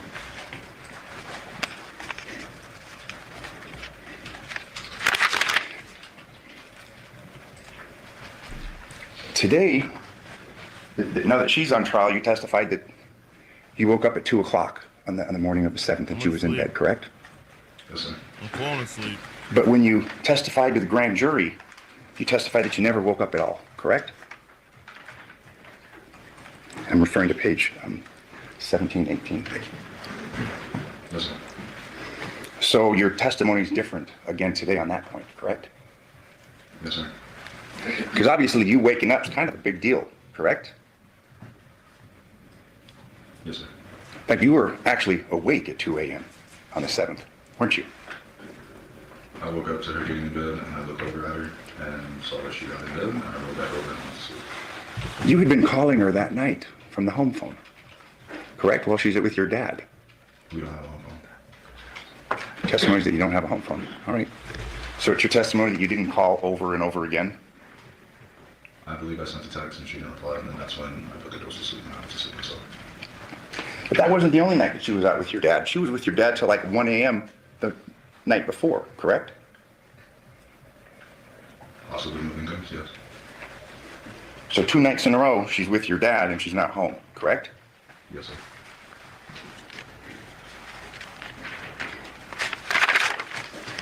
Oh my God, I'm falling asleep. In fact, through the course of your grand jury testimony, you are asked by a grand juror, because unlike this, I mean, grand jurors can ask you questions, correct? I mean, that was your understanding. They spoke to you. Yes, sir. You were asked how long you and Devyn had been married, correct? Yes, sir. And you answered 3 years. 3 years. And then there's some follow-up questions. 3 years? Just like to ask you a couple more questions about that. Did you and Devyn, No way. I'm sorry, page 35. Did you and Devyn get married in the traditional sense? And you answered, yes, it was more of me helping out with the girls when she couldn't find a babysitter. So I figured, well, we both kind of sat and talked about it. When she has to go to work and can't find a babysitter, I could be there. She also had a whole bunch of medical problems, and it was very expensive to keep the girls at daycare, and she's sitting in the hospital, so I would normally be there to watch them. And then there's a question, okay, and I'm sorry to ask, was it an intimate relationship that you were in with Devyn at some point? And your testimony under oath to this grand jury on this day was, yes, after the first year it started to get intimate, correct? Yes, sir. After the first year of marriage it started to get intimate, correct? Objection, it does not say that. The context of the question, I've read it, it speaks for itself. Okay, so ladies and gentlemen, the jury can determine what the context is, you just need to read the verbatim. So that objection will be sustained. And if I may just read then for the record, I mean, this is prior testimony. This is from the grand jury? Correct. What page are you on? Page 35, I'll start at line 15, page 35, by juror. How long have you and Devyn been married? Answer, 3 years. Question. If I could ask you just a couple more questions about that, did you and Devyn get married in the traditional sense? Yes. Answer. But it was more of me helping out with the girls when she couldn't find a babysitter. So I figured, Fine. well, we both kind of sat and Fine. talked about it. When she has to go to work and can't find a babysitter, I got could be there. coffee right here. She also had a whole bunch of medical problems, and it's very expensive to keep the girls at a daycare when she's sitting in the hospital, so I would normally be there to watch them. Question, okay, and I'm sorry to ask, was it an intimate relationship that you were in with Devyn at some point? Yes. After the first year, it started to get intimate. Next question, did it remain intimate up until the time of your father's death? Yes.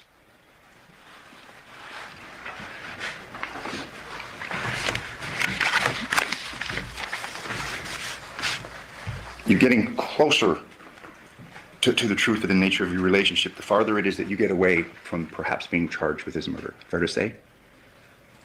Can you repeat the question? You're getting more and more truthful Smoke my concerning the cigar. nature of your relationship with Devyn, the further it gets away from your having been charged or being charged. Fair to say? Yes, sir.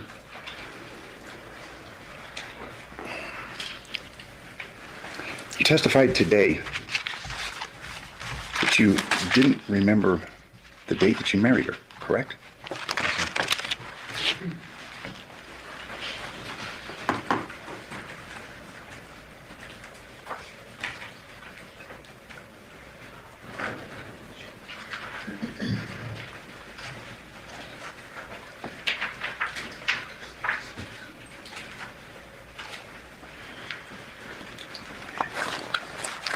Your testimony that you don't remember marrying her on December 21st, 2021? No, sir. Are these stipulated? Yeah, thank you. There'll be exhibit numbers, but I'm going to show you some pictures, okay? And these were taken from your phone. From whose phone? from his phone.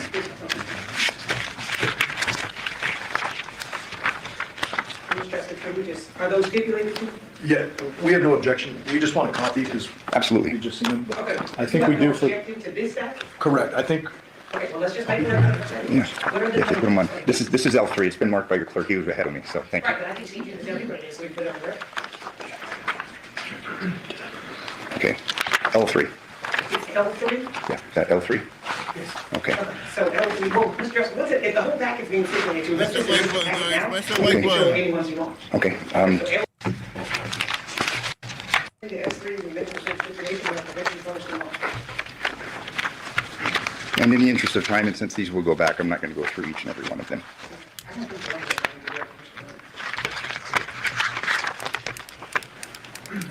don't think so. We could please- In the front. Right here? Yeah.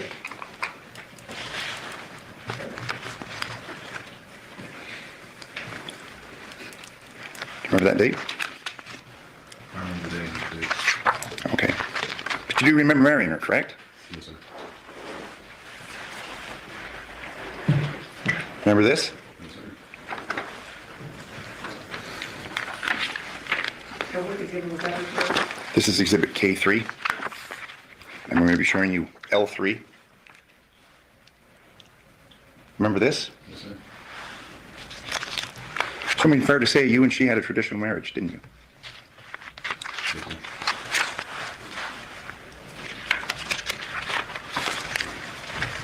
I mean, obviously it was a fairly passionate relationship, wasn't it?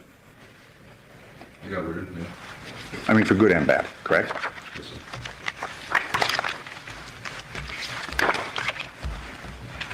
That she had sent you a text just days before this case began about get out of the house. Do you recall that? Get your stuff. Don't think you're coming back. I want a divorce. I don't remember anything about it.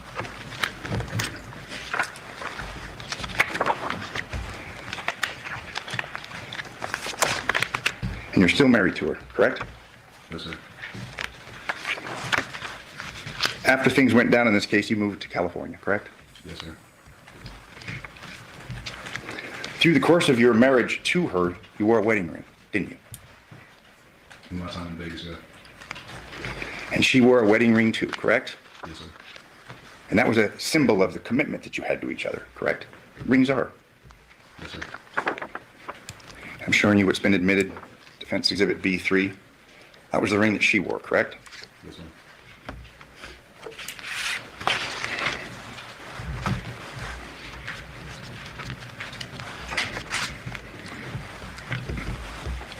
You worked at Hometronics and you had tools, correct? Yes, sir. You were good at installing home security systems, correct? Yes, sir. You had hundreds of pictures Hundreds. on your phone of various systems that you installed, correct? Yes, sir. After I was done with the job, I had to upload it to the Hometronic's website to prove that I got the job done.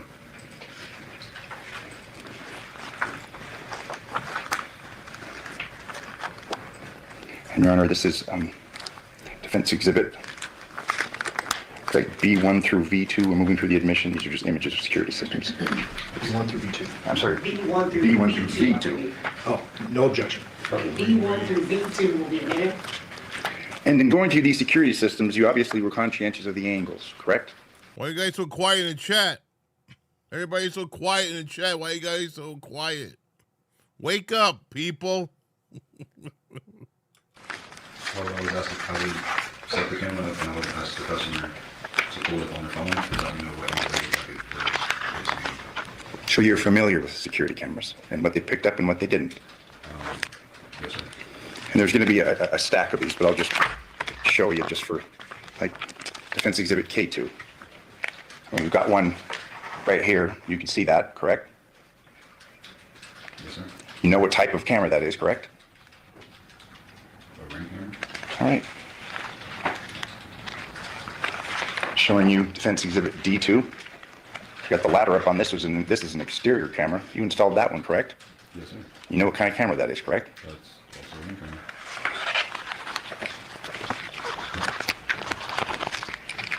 I mean, you were good at what you did, correct?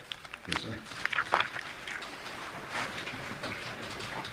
And installing the home entertainment systems, I mean, you use a Sawzall, you cut through 2x4s, you cut through drywall, things like that, correct? Not 2x4s, it was just roll. Okay. But you had tools, you had saws, you had electric powered saws, Bunch correct? of lurkers. I didn't know, just a drywall saw. Lurking. That was another. Okay, For doing in-wall kits for TVs. all right. And it's your testimony, Mr. Giordani asked you, it's your testimony that you didn't kill your father, is that correct? I did not kill my father. You left your home that night, didn't you? Objection, what night? The night of the 7th, early morning hours of August 7th, correct? 2023? 2023. To go to work? No, you left the house in the dark at 2 a.m., correct? No, sir. You'd been on your phone. You were looking at pictures of you and Devyn, correct? I don't remember. Liar. Wake up. You left that home. Liar. You went to the Palo Verde residence, didn't you? The Palo Verde residence. No, sir. If you're talking about the night that my father was married, Yeah. I was home with the girls. We watched a movie. I put them to sleep. I received a text letting her know that I put them to sleep, and I went to sleep myself.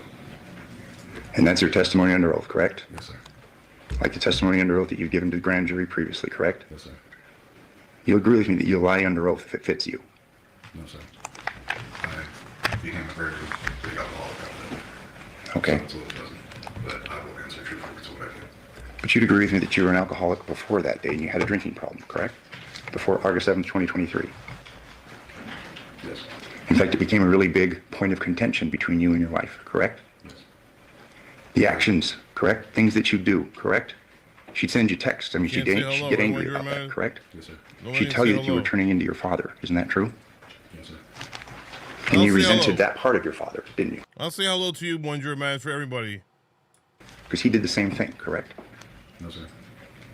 And you'd agree with me that when you drink, you do things that you wish you didn't, correct? Other than maybe throw up, no, sir. It affected your judgment, didn't it? No, sir. Affects your memory, doesn't it? Yes, sir. I have no further questions, but thank you. No further questions? You whack. You whack, bro. Yes. You whack, bro. Bear with me, Devyn, I just got a few more questions. Okay? Yes, sir. I want to clarify a couple of things. So, Mr. Draskich started his questioning by asking you if you'd ever talked to him or his investigator or anything like that, correct? Yes, sir. Since after that jail call we heard, you moved to California, correct? Yes, sir. And you've maintained a job out there, correct? Yes, sir. Living a normal, or I guess relatively normal life. Yes, sir. You traveled here after we contacted you and said this trial's coming up and we need you to testify as a witness, correct? Yes, sir. You came here willingly. Yes, sir. You didn't make me go arrest you to bring you here, correct? No, sir. We flew you out and you came and you brought your girlfriend for support. Correct? Yes, sir. And your girlfriend's the young lady sitting in the back of the courtroom? Yes, sir. Is it easy for you to talk about your personal sexual life in front of all of these strangers and that big old camera right there? Yes, sir. Okay, so tell me tell the jury.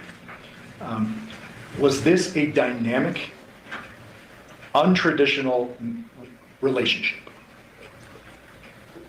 At first, it was just to help with my sisters, and things got a little weird, so in the beginning, no, and then at the end, yes. Okay, and I'm not just talking about the marriage. I'm talking about since you were a 19-year-old kid having sex with your father's ex, or I guess live-in girlfriend at the time. You would agree that's not tradition. Absolutely not. Yes. You would agree that's not tradition. Yes, sir. You would agree that, you know, it's not the best look to do what you did. Yes, sir. Are you embarrassed of that? Yes, sir. But it happened, and you're acknowledging that, correct? Yes, sir. And that sexual relationship went on for an extended period of time. Yes, sir. Without going through all these exhibits, you would acknowledge and you understand that the detectives took your phone and took a whole bunch of other phones, correct? Yes, sir. And before you even took the stand in front of these people today, you know that we, all these lawyers, have access to your most personal, intimate conversations. Yes, sir. Okay. Are you doing your best to recall 2 years ago, back to 8 years ago, in front of this jury? Yes, sir. So when you say, sitting on the stand Welcome. today, you say, You're welcome. I believe I worked on August 6th. Is that what you believe? Yes, sir. Okay. So, Mr. Draskevich made a big point of this, and I want to address it real quickly. Page 13 of the voluntary statement, counsel.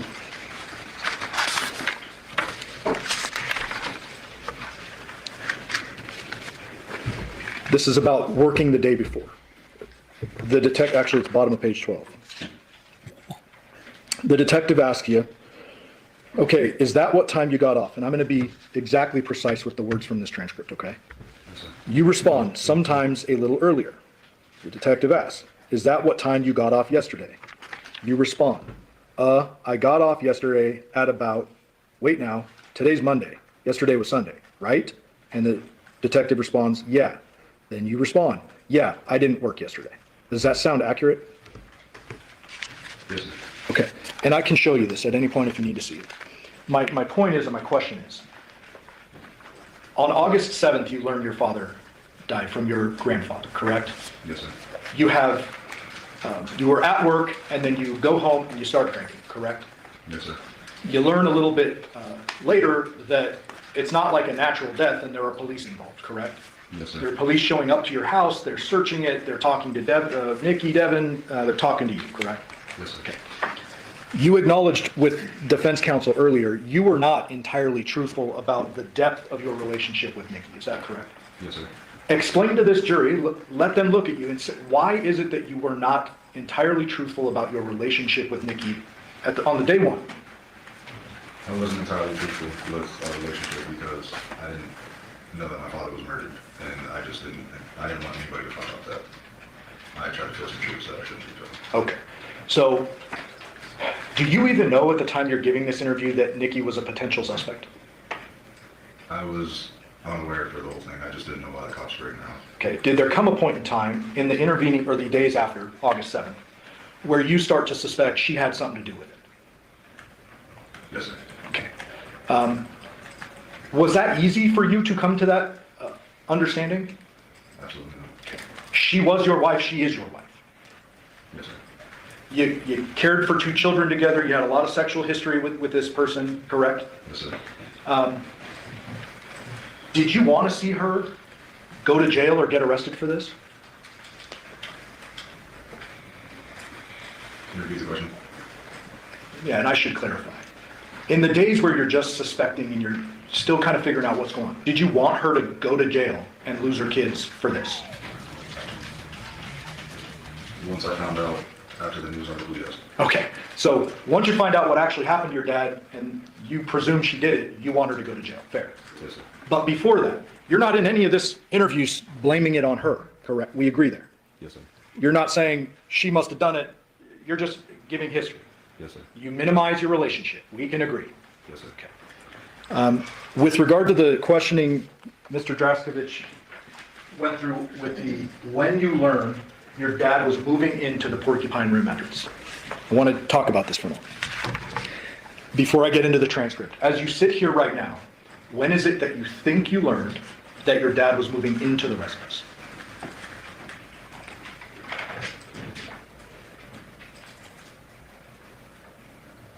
It was talked about before. I drank a lot.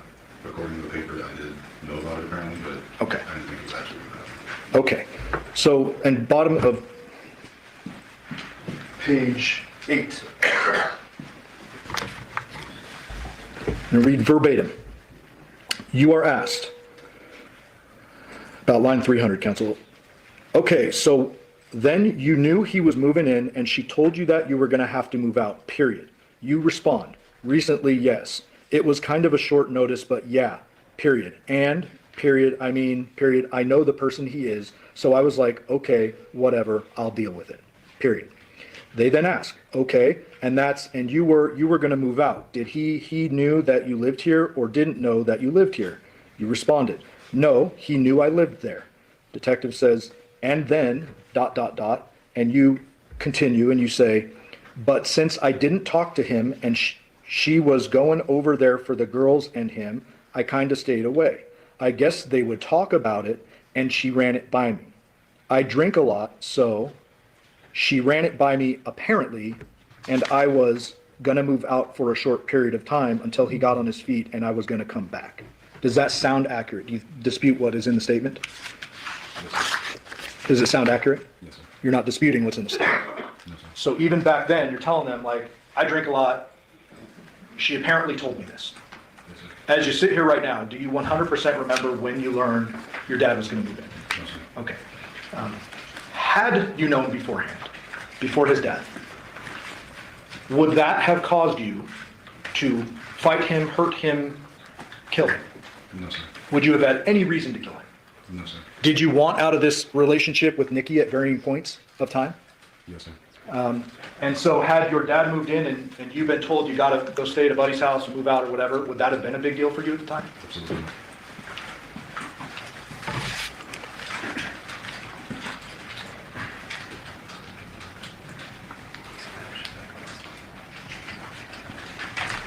I'm confused. All right, thank you, Devyn. I pass it on, Mr. Can you brief on this one, too? Yes.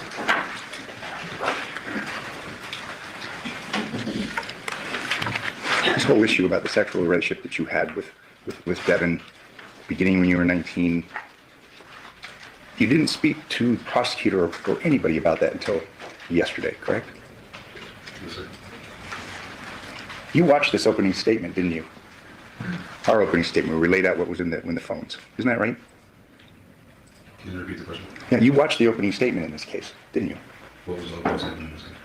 You don't know what an opening statement is, or the opening statement? I don't go to court a lot. I see. So she's on trial, you're in California, or you're getting here, and you didn't watch this? I seen the YouTube video. Then you talked to the prosecutor about these issues, correct? So you watched the YouTube video, you watched the opening statement, correct? And you adjusted, isn't that right? What do you mean by adjusted? You received a couple of texts You're a from moron. your father. 10/24/2022. You have nothing to tell me? WTF. I thought you were my seed. If what I know, I can't fuck with you. And he sent you another one. A moment after that, double shit, correct? Yes, sir. What? I have no further questions. Wait, what did he say? You know what I'm saying? What YouTube video did you see and when did you see it? Wait, what? I think the last one. And he sent you another one. A moment after that, double shit, correct? What? I have no further What are you saying? Double shit. One with you. I thought you were my seed. If what I know, I can't fuck with you. Who wrote that? You have nothing to tell me.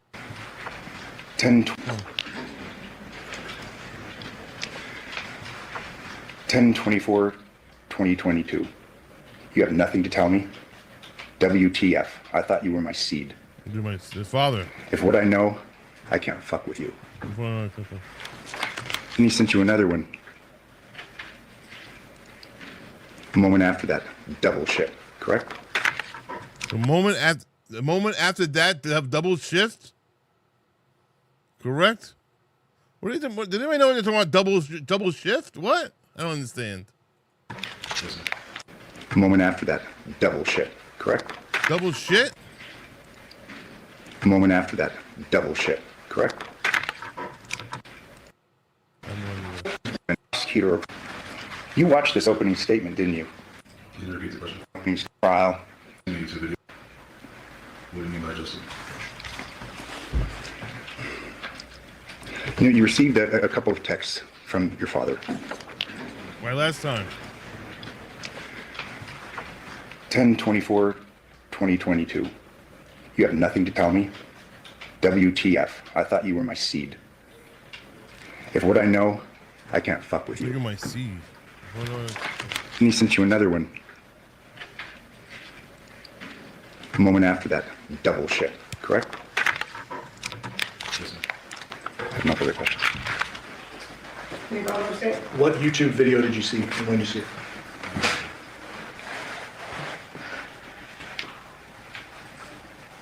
It was earlier in the year. I think it was about a custody case. It wasn't about this one. Okay, so that line of questioning just now was a bit misleading, so let me clarify something. I'd object. That question was clear. It's whether it's his answer, I think, is misleading. So. I object, Mr. Giordani's objection, Mr. Giordani's characterization is going to be sustained. Mr. Giordani, if you think something needs to be clarified for this jury, you can ask the clarifying question. Okay, so the way, maybe I'm mischaracterized or All right, Falcon is. How you doing, Falcon is? Oh, hello. Happy Tuesday, right? Misunderstood the Happy Tuesday. question. I thought the question was, did you watch a YouTube video last night of the opening statement that happened in this trial? No, sir, I'm sorry. The video that I witnessed was over the custody case, I believe. Yeah, like months ago, correct? Yeah, earlier Okay. this year. Did you watch any footage from this trial before hitting the sand? No, sir. Okay. So what you're testifying to is not based on something Mr. Draskevich said yesterday or the day before?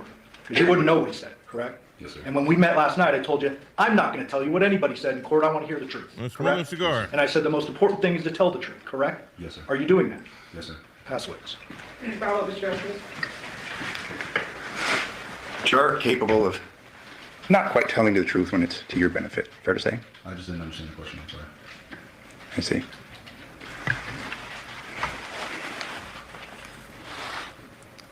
You reviewed those transcripts prior to your testimony today, correct?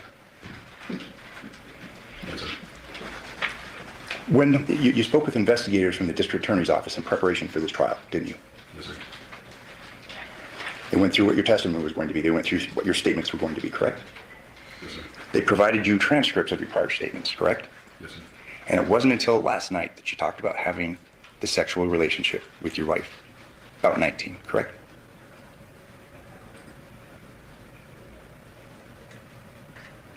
Yes, sir.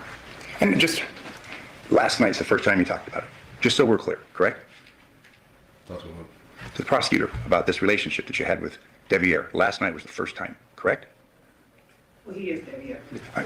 Yeah, but no, I'm sorry. It's been a long day It's okay. with Devyn. You spoke with Mr. Giordani last night for the first time, correct? About your relationship with Devyn Michaels, going back to 19, correct? Yes, sir. Thank you. I have no further questions.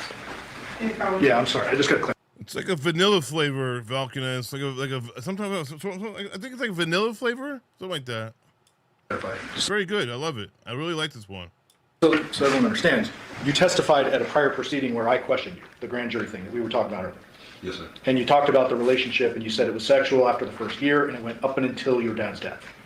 Yes, sir. That's back in September of 23.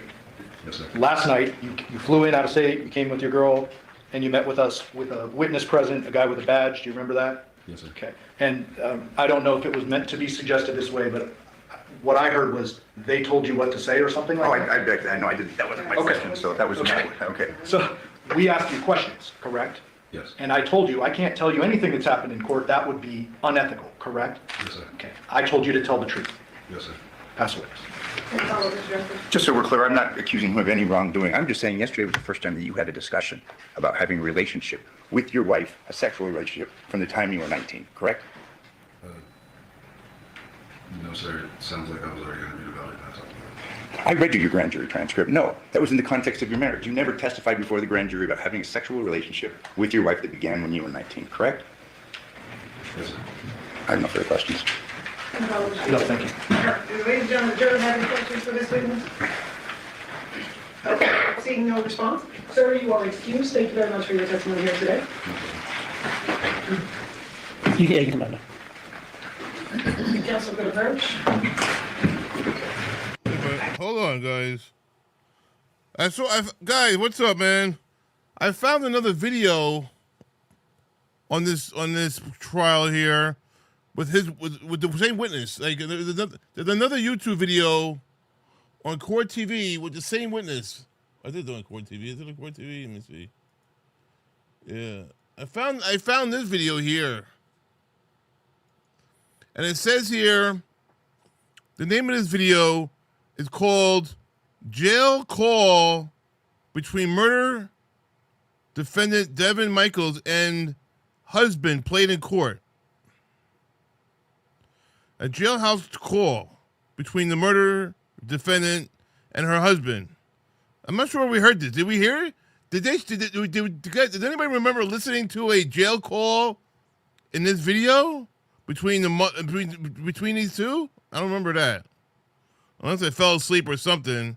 Was heard by the jury before Williams denied any involvement in the death of his father. The former adult film star is on trial for murder. All right, let's just listen. I don't know. Pregnant, it's yours, and unless you come back, she is going to have the child. Yes, sir. What did you do in response to that? What? Did you witness her go to a doctor? Not you? Did she tell you anything about Neither. that child she claimed was yours? She told me that she had gotten an abortion. But you never saw any documentation or No, sir. anything like that? Okay.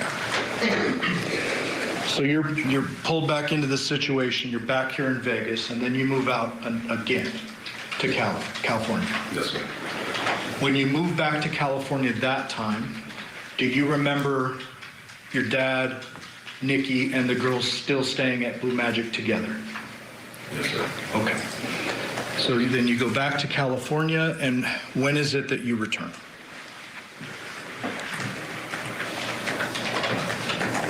Several years after the How? A couple of years? legal struggles after. And you spoke with Ms. Griffith and I last night, right?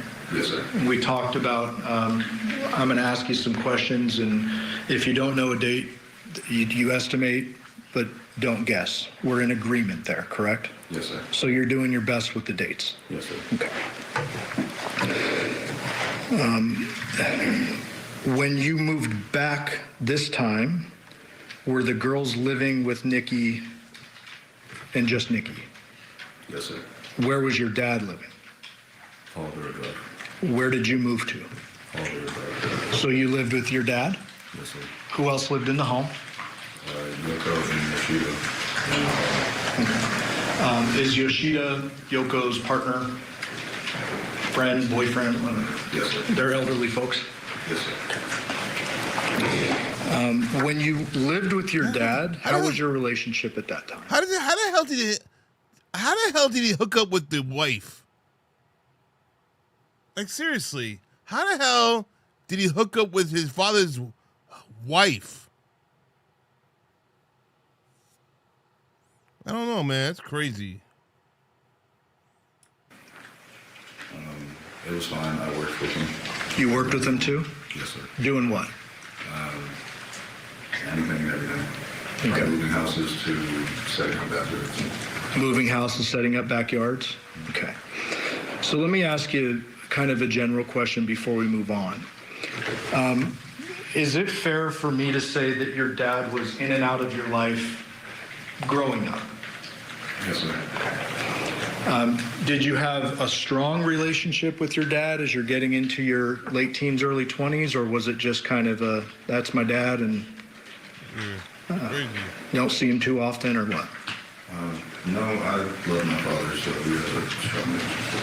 Okay. Did there come a point in time when you're You love your father, but then you take his girlfriend, his wife, and make him your make that woman your wife. That's not what? That's not love. You don't love your father by taking his wife and dating his wife and having sex with his wife and having a child with his wife. That's not love, bro. This guy is so fucking thick-headed, dumb, and stupid. That's not love. Come on, man. living with him at Paladura and working, that you guys have some disagreements about work and other stuff.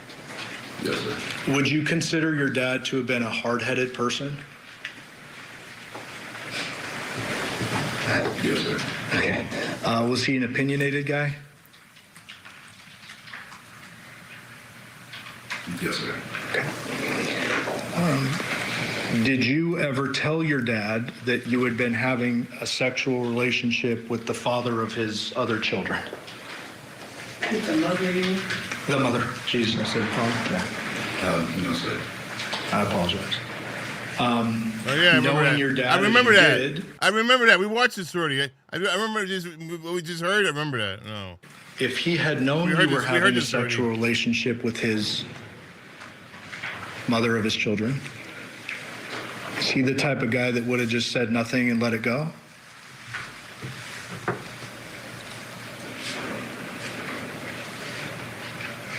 Yes, sir. Okay. So you never tell him. I don't want to ask an obvious question, but why not? I couldn't go with the courage to do it. Okay. Eventually, do you move out of the pile of dirt? One second, Mr. Devyn. You can't hear him? Okay. And I'm sorry, sir. Your voices are thank you so much. Your voices just raised up to people. All right, I thought they were gonna play a video or audio between her and him, but they're not doing that. So fuck this. Fuck this. All right, let me see what else we got going on here. What else was interesting happening today in this case? Let me see. Defendant Devyn Michaels and convicted killer Robert Baker. And convicted killer.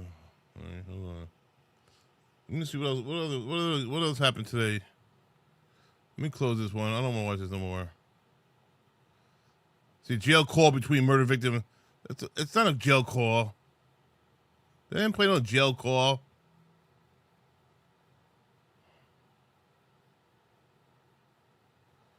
What other? Let me see what else we got. Kind of want to watch the other trial too, but hold on. Let me see.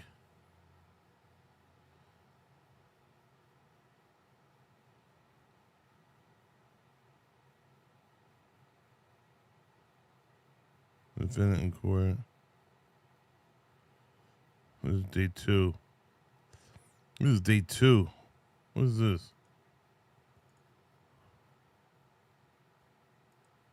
Move to admit 168A. Correct. 168? 168A. 168A. Okay, 168A will be admitted for stipulation. And ma'am, I mentioned yesterday we appeared to be missing a photo. Does this appear to be a photo showing the backyard and showing that gate where the fence would be out front? Where the wooden fence would be out front, yes. Okay, so does this now tell us both sides of the entry to the side of the house are obstructed? Yes, Did you and your team also go out and execute warrants on the vehicles out front? yes. 169, ma'am, what are we looking at here? That is a photograph of the victim's truck and trailer that was parked out front of the house. Can you describe just for the record how it is parked? It's parked, I'm sorry, I don't know directionality, but it's just parked along the street right in front of the Okay, house. parked, I guess, wrong way on the street. Correct. And the trailer appears to be hanging out into the street a bit. Yeah, very nuts. 170. Nuts, bro, nuts. Did it appear that the moving trailer portion was somewhat empty, Yes, other than a blanket or something? yes. 171, just another angle of that. Correct. 172, documenting the license plate, if you could read that into the record. 399ZUK. 173, is this the bed of the truck? Yes, Obviously searched at some point? Yes. Anything of evidentiary value found within the trailer or the bed of the truck? no. The inside of the truck, was it also searched? Yes, it was. 174, is that a side angle of the truck? Yes, A couple of American flags sticking out the back? yes, And then there's a bunch of photographs of different angles of the exterior of the truck, is that fair? yes. I'm not going to show them all to you, but you would agree with that? Yes, I'm going to show you one more, 180. Just a better angle showing the empty moving trailer, or, moving trailer except for that blanket and a piece of wood or something. yes. 181, what are we looking at here? That's the interior of the truck. Front seat. Yes, 182, back seat. yes. Anything of evidentiary value found within the truck? No. In addition to the truck, was there a little blue sedan parked out front? I want to get to the beheading part of it. when can I see it? I want to hear about the beheading. Let's hear about how he was beheaded. Let's go there. Where's that part? Yes, the little Nissan Sentra. And was that searched as well? It was. 185, is that the Nissan? Yes, 186, rear of the Nissan. yes. Looks like a temporary tag, Yes, 2010 date on it. yes. Can you read the plate into the record? Sure, 1E67224. And that vehicle was searched as well? It was. 188. Front seat. Yes, 189. Back seat. yes, 190. Trunk. yes, Appears that there's a bunch of random materials as though maybe someone was packed. yes, it was good. Anything of evidentiary value found within the Nissan? No, And I'm assuming that when you're referring to evidentiary value, that would include anything related to blood. correct. So let's go back inside the residence just briefly. I'm almost done with you. 193, we showed this yesterday, but this particular dog door, did you say was it impounded under our vent number? Yes, the cover was, yes. And you mentioned some latent print processing. 194, what are we looking at here? So that's the door that's leading from the laundry room to the garage, and that was also processed for latent fingerprints. And 195, a closer view of that same area? Yes. You mentioned yesterday sometimes you'll process and use photography, other times you'll process and actually pull tape. Correct. Here it looks like you may have pulled tape. We did. And I want to ask you some general questions about fingerprints. Sure. Fingerprints are an artifact left behind when someone touches something, correct? Correct. And there's latent ridge detail that could be matched potentially to a known fingerprint, correct? Fingerprints don't tell you anything about timing, No. right? That could have been left there a day ago, a month ago, a year ago. Yeah, it's very, very difficult to establish a timeline for fingerprints. Okay, and if someone is a known occupant of a home, you would expect their fingerprints to be in their home. Absolutely. If someone had lived in that home previously, you would expect fingerprints to be in the home. Absolutely. If someone had been inside the home, one or two times, they may have left prints as well. Absolutely. You just never know, but Yes. you do it nonetheless. Correct. I'm gonna go back to the body a bit. And I'm gonna put these cameras up on, or I'm sorry, these photos up on the screen for the cameras. 208. Is that John once the cover was removed from his body? Yes. There was a suggestion yesterday that maybe the decapitation occurred at a different location and his body was moved to this location. Is there anything about this body that suggests otherwise? We did not feel that the decapitation occurred anywhere else. Based on his lividity, when we removed those bedding and all those sheets, his lividity was consistent with that position. There was no mixed lividity or anything to suggest that he'd been in a different position. Okay, the jury's hearing the term lividity for the first time. Sure. What do you mean by that? So lividity occurs when your heart stops beating, the blood in your body will pull into the natural cavities of your body. So the lividity becomes fixed at a certain point, but you'll see dark discoloration that's consistent with the position of the body. And so if a body lays, say, in this position on the belly for an extended period of time, Right. the blood essentially settles with gravity. Correct. And that at some point becomes fixed in the body, Correct. correct? Now, if a person is killed, and they sit there for a minute, an hour, and then are flipped onto their belly, they're on their back when they're killed or whatever, Right. are there times in which the lividity will change a bit? You'll see a variance in the lividity. Okay, and in this particular case, anything suggesting that he was moved from this small position on the bed, other than maybe flipped over? No. In addition to that, we talked about how you believed it was a post-mortem decapitation. That's correct. As a result of that, you're not going to have spurting vessels or veins or arteries, correct? Correct. However, Man.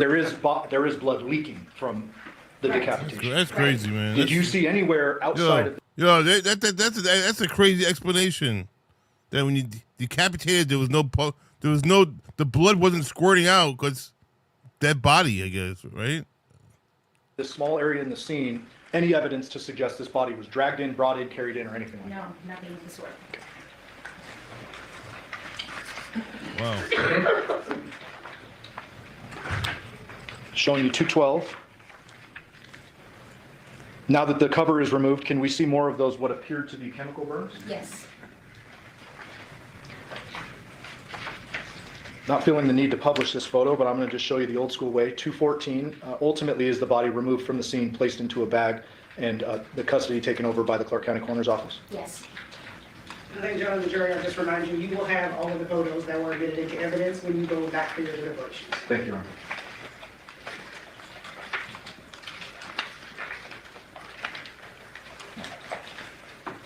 Was the scene documented after John's body was moved? Yes. Showing you 220. Describe now what we're looking at. So after the victim's body was removed from the scene, we proceeded to basically open up all the blankets and bedding that he'd been wrapped in. Damn, To see if that's we could crazy. find anything or anything of evidence, anything important. Come on, man. And Wow. so we can reorient, if the jury can't recall. That's disgusting. Is this the foot of the bed down in the lower left portion of the It photo? is. That pillow is the pillow that we discussed yesterday that was underneath the upper portion of his torso. Okay. Well, Wow. I have another personal question. Have you ever received a massage? Yes. It's weird, but I have to ask it. So are there times in which a pillow is placed under a person's body when they're getting a massage? Sure. Okay.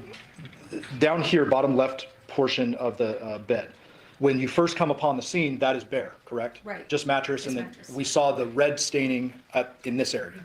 Correct. When you fold the sheet back, is this red staining consistent with the location of that other red staining we saw on the mattress? Yes. Okay. So hypothetically, if someone were to want to roll this body over to do something to it, could the initial impact have occurred here and then the whole sheet been rolled over and with the body in it? It's possible, yes. 221, Wow. another angle just showing kind of now Wow. we're peeling the layers a bit, or getting different angles of the Look layers. at all that blood. Wow. Yes. That's 222, disgusting. is this the remnants of the Oh pillow my and the blanket God, that were that's underneath where John's disgusting. head should have been? Yes. I'm sorry, Council, which? That's where his head was. Number? 222. Thank you. Oh my God. That's 223, what is this?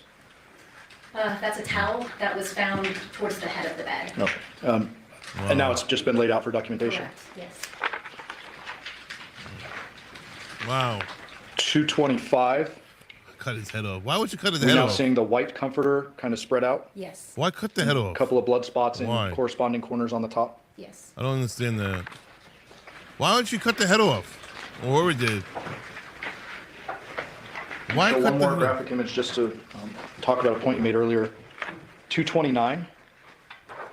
Is this some of the lividity that you were talking about? Yes, that's exactly what I'm talking about. Okay. And that's kind of blood settling when a body remains in a position post-mortem for an extended period of time? Yes.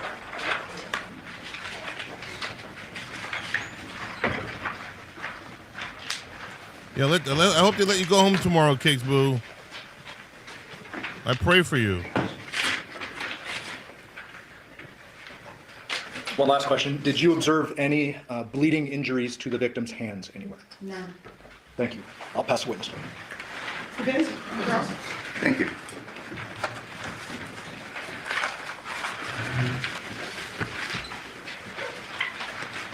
Good morning. Good morning.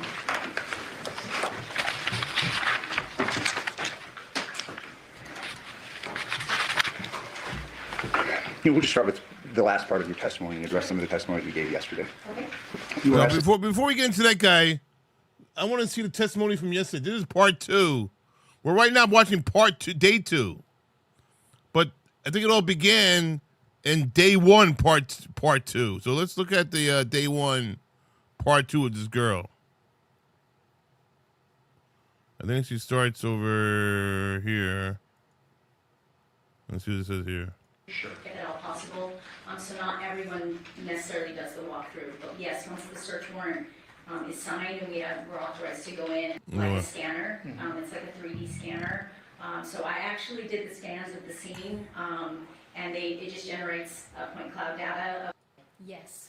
Describe the home and kind of generally how it was set up, including levels. So when you initially walk through the front door of the residence, I would consider that maybe a lower level. You walk in the front door into this formal living room. From there. To bedrooms upstairs? Correct. Okay.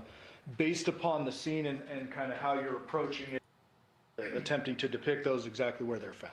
Correct. And then obviously, we have the victim's body there on the bed, is that correct? Yes. Prior to you coming into the courtroom, did you have an opportunity to look through exhibits 16 to 234? Yes, I You did. thumbed through all of those? I did. To save some time, you did it in the hallway? I did. And did all those appear to be fair and accurate depictions of the crime scene photos, or some of them that were taken at this scene? Yes. And I would move for the admission of 16 to 195 and then 208 through 234. No objection. no objection to those, okay. 16 to 195 and 208 to 234? Yes. Okay. Move the, You good. move to publish. Permission to post them all. Thank you. Showing you 17, what is this? So that is a gray card that is part of our standard procedure for my folks. When they photograph any crime scene, they begin with this photo card, if you will, which again tells us the date, the report number, who's taking the photos, and from a photographic standpoint, the color scale along the bottom could be important as well. Okay. And the photographed by, it says MB1678. What does MB stand for? Megan Bone, And 1678? that's her P number. P number is an individualized personnel number? Correct. Just another way of tracking evidence and such. Correct. Showing you states 18. Is this 2698 Paladura? Yes. Obviously located within a residential neighborhood. Yes. And describe kind of what we're seeing in this particular photograph. This is the front of the house. This is how it appeared when we arrived. The garage door was partially up like that. There was crime scene tape that had been placed by patrol officers. There was a cone in the driveway that had been put there by patrol officers. And during our initial briefing, we'd been told that they believed that they had located an area of blood. And so they had kind of identified that and marked that with a cone. And then you can see one of the individuals who lived in the house was sitting out front with one of the patrol officers. Anything of note about the garage? The garage door was found in that position, partially up. 19, is this just the address marker and a little sign that says guard dog on duty? Yes. 20, just for the record, that's the garage? Yes. And could you estimate, was that like 2 feet, 3 feet? Can you remember? Not exactly, but I would guess about 2 feet. States 21, what are we looking at here? Oh, man. That's the cone that patrol had placed in the driveway. Is that to the left of the cone a little spot of apparent blood? Yes. Was that presumptively tested? Yes, it was. And what was the result of that? It was presumptive positive for blood. Whose As a blood? result of the presumptive positive test, what do you and your Whose team blood? do with that? So we use our own placard, which there are additional photos of. The headless blood? We use our own placard to identify this area of blood. In this case, I believe it was marker A. States 22. And we re-photograph it again with our placard, and then we will collect a sample of it. Okay. And so in 22, you can see there's a couple of, looks like spots or like a trail or whatever you want to call it. Is that right? Correct. Correct. I'm going to try not to be redundant with the photos. I'm going to draw your attention to 24. For the record, when you're looking at the home, is this the right side gate or entrance area which would lead to the garage? I'm Yes. sorry, Or to the backyard. To the side yard, yes. And was that obstructed? Yes, it was completely closed off. By what? This wood fence, Okay, just for the record. There are 3 large trash cans there. yes. We'll get to that a little bit later. States 25, those trash cans, and then that wood fence, I guess, covers the entirety of that way into the backyard, correct? Correct. Showing you states 26, are we now looking at, if you're facing the home, the left side, which would be the potential other entrance to the backyard? Yes. 27, just a little bit closer there, showing that. The gate, yes. And that gate appears to be a gate that does swing, It does. correct? We'll get to the backyard in a little bit. Showing you states 28, is this the front door? It is. Any signs of forced entry to the front door? None. States 29, is that just documenting and showing that the door wasn't busted out? Yes. 30, what are we looking at here? Yeah. So that is that front living room, right when you walk in through the front door. Photographer is basically standing in the threshold of the front door? Yes. 31, what perspective are we looking at now? So again, in that same position, right on that threshold of the front door, looking up into the dining area. You can see what appears to be a power tool here to the right. Can you see it? Yes. Fair to say that's not a saw? Correct. Some other yes. kind of power tool, okay. And then 32, where are we oriented now? We're in that same living room, or we're in that same living room, just standing just to the side of the front door. And And then- you can see the stairs going up to the second floor. Okay, Wow. so these in the right-hand side is it- are these- the stairs you referred to going up to kind of the At least we can finally see inside the house. They're showing pictures. living area, and then to the right, that goes up to the upper level. Correct.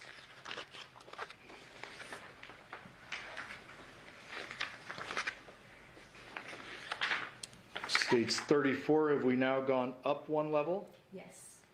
And do you remember what this is referred to in the The dining? dining area. Okay. So these are overall photographs Yes, before anything is kind of moved and searched. correct, yes. 35, orient us please. Same, Come on, what the hell happened? Side are the stairs you referred to going up to kind of the living area, and then to the right, that goes up to the upper level. correct. It crashed. I better brought it back, guys. States 34, have we now gone up one level? Yes, And do you remember what this is referred to in the the dining area? Okay. So these are overall photographs Yes, before anything is kind of moved and searched. correct, yes. 35, orient us please.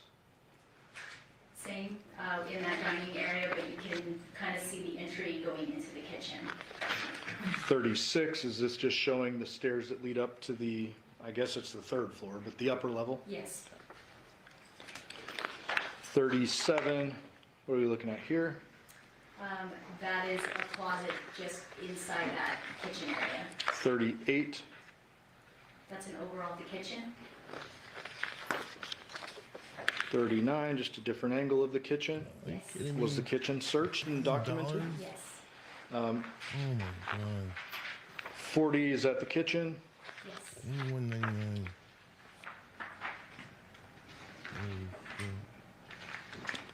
43, start opening cabinets and you and your team are searching through everything? yes, 34, I'm sorry, 44.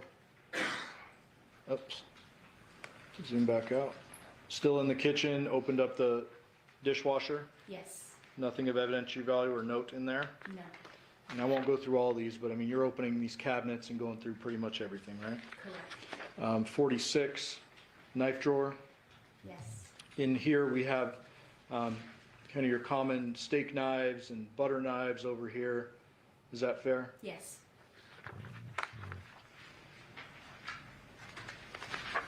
48, another utensil drawer or a couple of utensil drawers.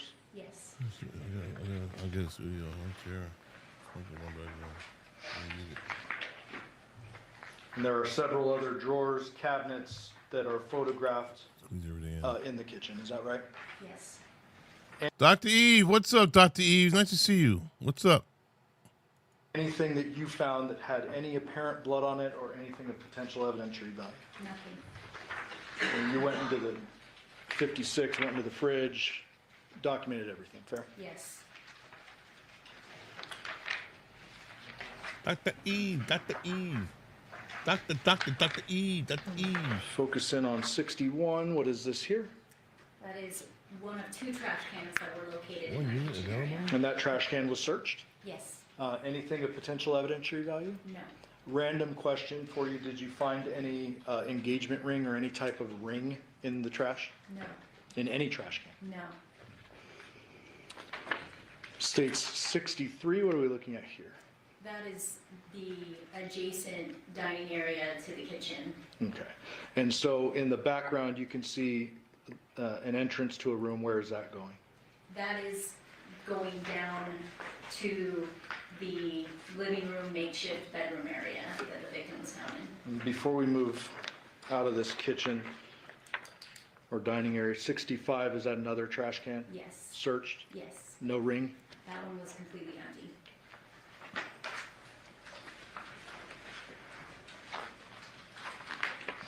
67, what are we looking at here? So that is standing right on, in the dining area, right before those steps leading down into, again, the living area, makeshift bedroom area. And just for the record, there is no door that enters into this room, No. correct? There is what appears to be a flag and or a bed sheet that kind of doubles, I guess, as a door or block. Yes. 68. So this isn't a basic overall, we're starting to get into the overalls of that living area, again, bedroom, makeshift bedroom area. 69, same room, just different perspective. Yes, 70, same room, different perspective. Yes, Now we're finally seeing the bed for the first time. yes, That's kind of tucked around the corner there, is that correct? that's correct. 71. So what does this hallway lead to here? So that hallway leads to a bathroom and the laundry room that connects to the garage. Okay. 72, different perspective, same room. Yes, 73, different perspective, same room. yes, 74, same room, yes. different perspective.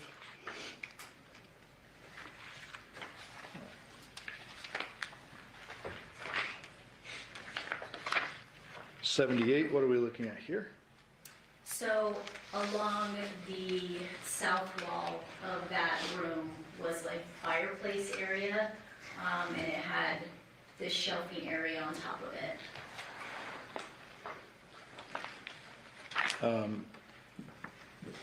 A fireplace area, but it appeared it's blocked off. Yes. Right, it's kind of doubling as shelves. Correct, yes. 79, what is A this? lot of stuff in his That's a apartment table in house. that room. A lot of stuff going on here. A lot of junk. Look at the garbage. Before we approach the bed. So much so, garbage in his house. What the Are fuck? there any general observations you Fucking make drug of addicts. this part of the scene? It looks like a drug addict house, Before we get in. right? It looks like a drug addict house. Doesn't look normal. To the bed and the body. Jesus. It appeared to be cluttered with clothing and other various Horrible. items. There was nothing that particularly stood out visually. Again, just that it was dirty and cluttered and kind of unkempt.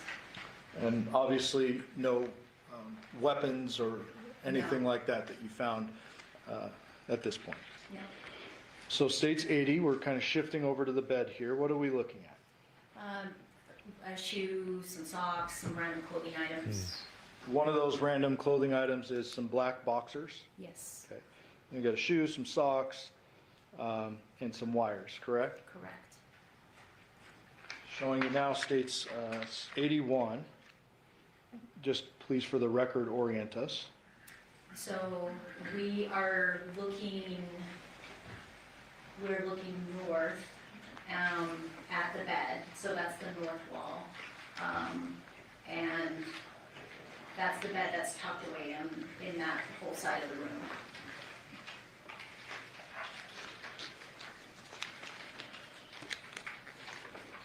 '82, what portion of the bed are we looking at here? That's the headboard of that bed. And you're documenting kind of the gap in between the headboard and the bed? Yes, 83, getting a little closer to the bed here. yes, 84, now we're at the foot of the bed. correct. Did you find anything of potential evidentiary value with that, down near the foot of the bed? That's where we started seeing what appeared to be blood. Okay. Was the foot of bed. And I do have photos later that show your markers, but do you remember where that particular blood was? Right on the foot portion of that bed, that wood frame of the bed, we started seeing like our first drops of blood. Okay. We're getting a weird glare here, so let me see if we can. And some on the carpeting.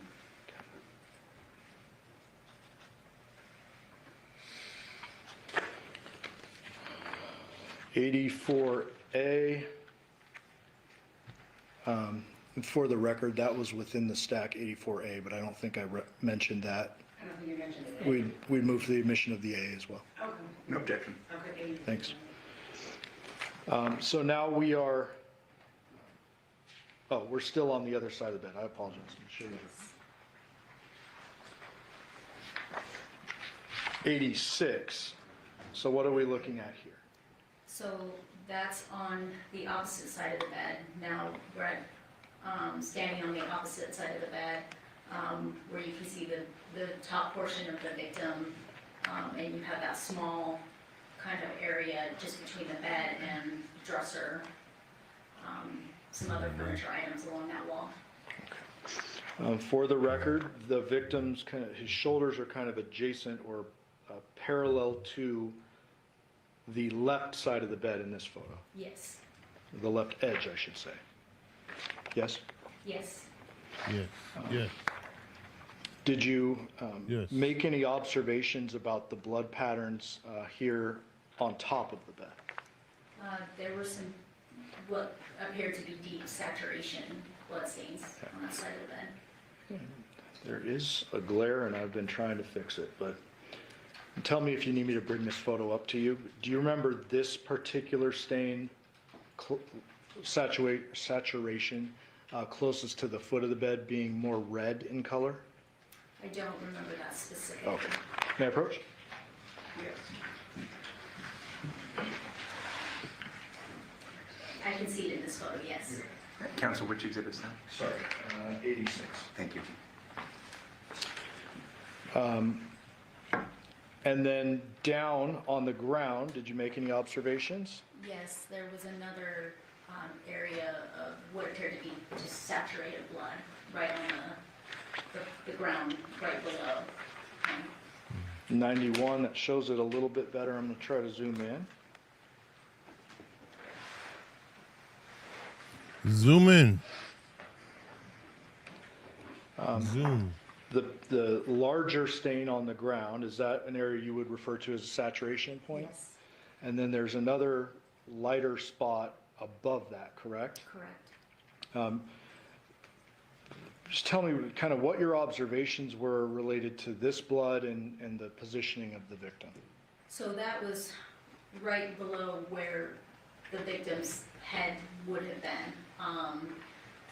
Clearly that's where we saw the bloodletting injury, if you will, occurring. So that's where carpet is a little difficult, but those were saturation stains. So it was just blood that had pooled and saturated in those areas right below where he was at. Showing you 92. Is this that same stain, just a Yes. different perspective? Yes. Do you see areas of kind of displacement or like odd patterning here? It's difficult to determine that, but to determine like clean borders, but Sure, yes. sure. Clean borders, like what are you referring to? What does that mean? Like if something had been placed there, carpet again is difficult, because you don't get those clean borders that you would see like on a hard surface or a non-porous surface. Carpet is a little more difficult, but, yes, like you can, I guess, see, the outline of where the stain ends. On the right side of the stain, it looks like there's almost a straight line. You see that? Yes. Okay. I would presume your photographer got a little closer and took several photographs of this area as well as the victim's shoulders. Yes. Showing you now 93. This is a little bit better photo of the patterning here on the bed. Is that right? Yes. Did you make any deductions or observations related to the amount of blood, the positioning of the blood, et cetera? We didn't at that time, no. We just clearly observed and documented that this just was a very large saturation blood stain.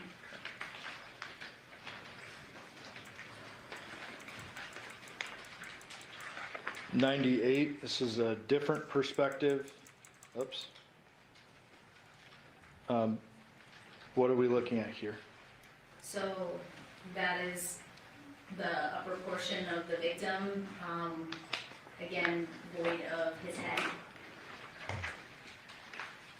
And just for the record, is there a substantial amount of blood on top of a blue and white comforter? Yes. Void And of the then head. what is this item right here? That's a large pillow that was underneath the top portion of the victim's torso. States 101, different perspective of the area where his head should be, correct? Correct. Did you make any observations about the color, or I guess texture, or anything about the blood? Yes, the blood appeared black, just dark, Black. extremely dark, atypical of what we usually see. Black And blood. I should have asked you earlier, did you smell anything while you were in the scene? It was overwhelmingly, the chemical smell was overwhelming, burning our eyes, Man. burning our nostrils. Man. It was overpowering Man. the chemical smell that was coming specifically from this area. What's up, Braxton? How you doing? That smell was present throughout this room, but the closer you got to this area of the victim, when you walked around the foot of the bed and came towards this area, it was overpowering. I'll show you one more. States one. Very generous of you, One Jury Matters, offering cakes, boo. That stuff. Thank you very much for being a generous man. 100. For the record, kind of the same perspective, but it shows a little bit of the pooling over here as well. Yes. And ma'am, did you make any general deductions related to where this person was decapitated?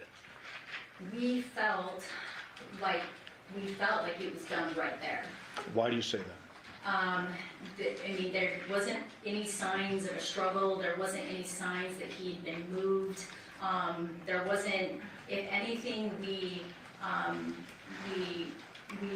hypothesized whether or not he'd been rolled from back to front, but that was the extent of the movement that we felt that he had gone through. That there was no movement outside the back. Okay, and so rolled from the spot that is pretty apparent down a little closer to the foot of the bed? Correct. Either rolled or, again, something that had blood on it had been placed there that caused that saturation stain. But as far as him himself, we didn't feel like there was any movement or very little movement. Now I have a personal question for you. How tall are you? 5'2". You are a petite woman, we can all see. Did it appear to you that his body was the size where someone like you could roll him over? Sure. Yeah. The documentation doesn't end here, correct? Correct. Eventually the sheets and stuff are kind of peeled off onion-like layers, right? Yes.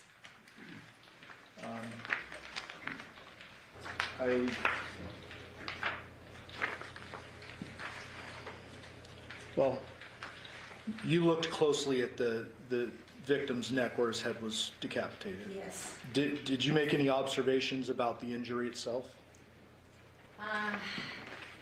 No, I mean, not about the injury itself, no. So I want to show you 104, and you mentioned the chemical smell earlier. Did you observe any injuries to the body that may have been consistent with some kind of burning of chemicals? Yes, he was covered in what appeared to be almost like blisters, or I guess burn or chemical burns throughout his body.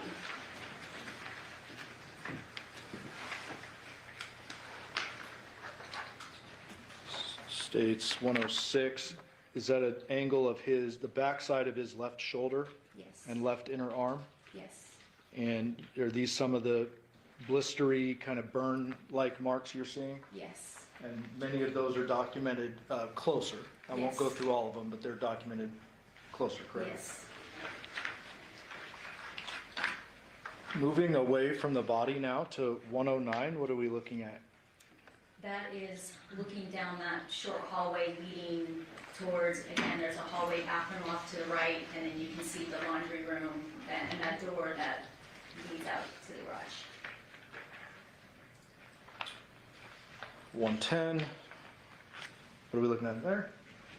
So those were two, I guess, bottles of cleaning supplies that were found on the ground. Right, that door is the door to the bathroom.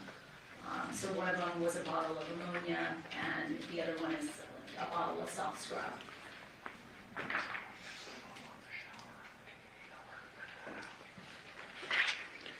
States 111, where are we looking here? That's looking into the bathroom, that hallway bathroom. And that's all documented as well? Yes. States 112, what are we looking at here? That's a picture of the vanity in that bathroom. Including the sink and the toilet? Yes. And then we're trying to get a photo of the shower printed, but that's all, look, 119. Is this the door, the garage door? Yes. And I guess, what perspective are we looking at this at? So you're inside the garage. Okay, so we pass through that hallway, past the bathroom into Right. 120, what are we looking at here? That's an overall inside the garage.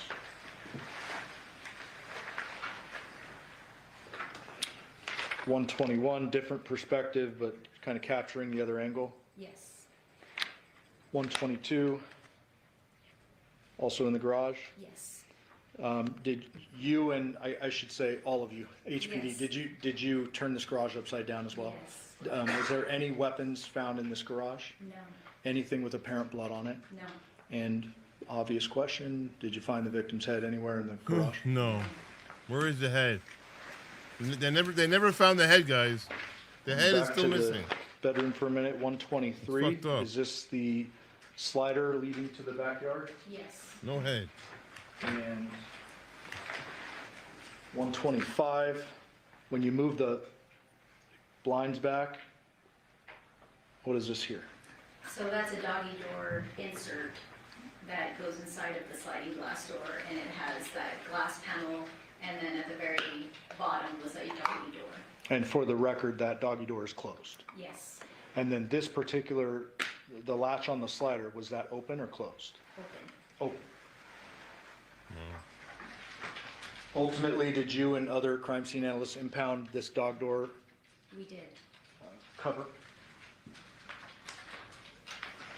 And those 2 chemical bottles? We did. Showing you 128, what are we looking at here? That's an overall of the backyard. 129, what are we looking at here?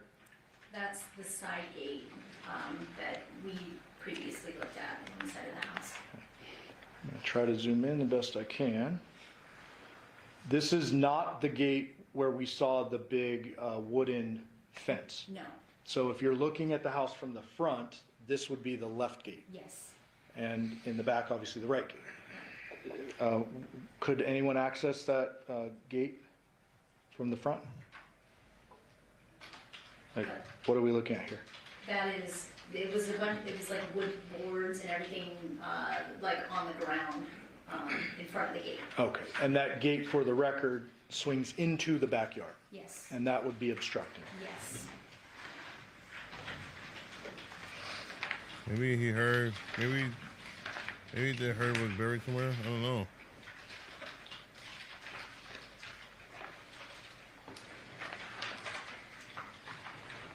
Just not inbox national official. All right, thank you, Rexon. I'll look it up, Rexon. And actually,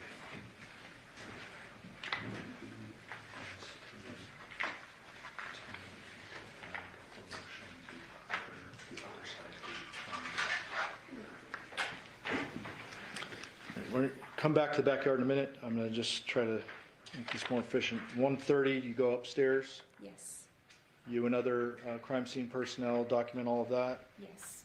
1:31, this is the upstairs area. Yep. Right at the top of the stairs.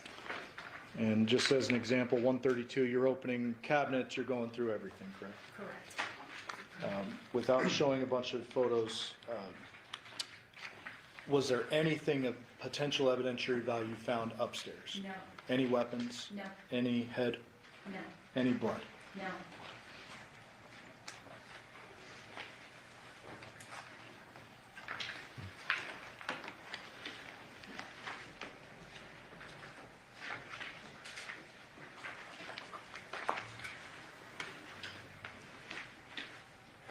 Showing you 138, is this one of the upstairs living area, bedrooms? Yes. And can you see some, what appears to be some little girls' clothes and little stuffies up here? Yes. Well, that's what my kids call them, stuffies. Yes. 140, some more kind of child's clothing or small clothing there. Yes. This is all upstairs. Yes.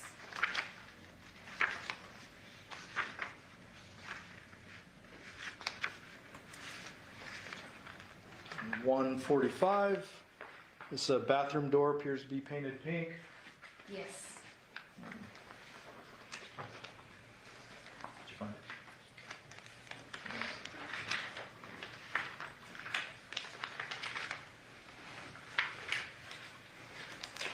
All right, no worries, Braxton. I'll check it out. Thank you.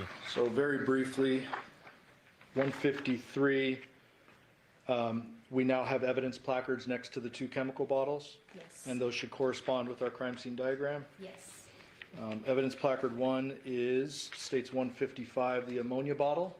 Yes. Was that processed in any way at the scene? Not at the scene, no.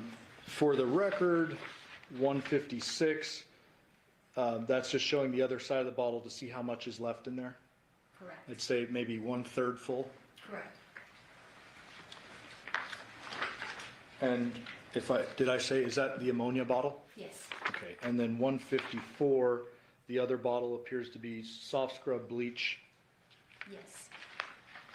When you say not processed at the scene, what do you mean? So we collected it with the intent of bringing it back to the station to have our forensic evidence lab technician process it in the lab.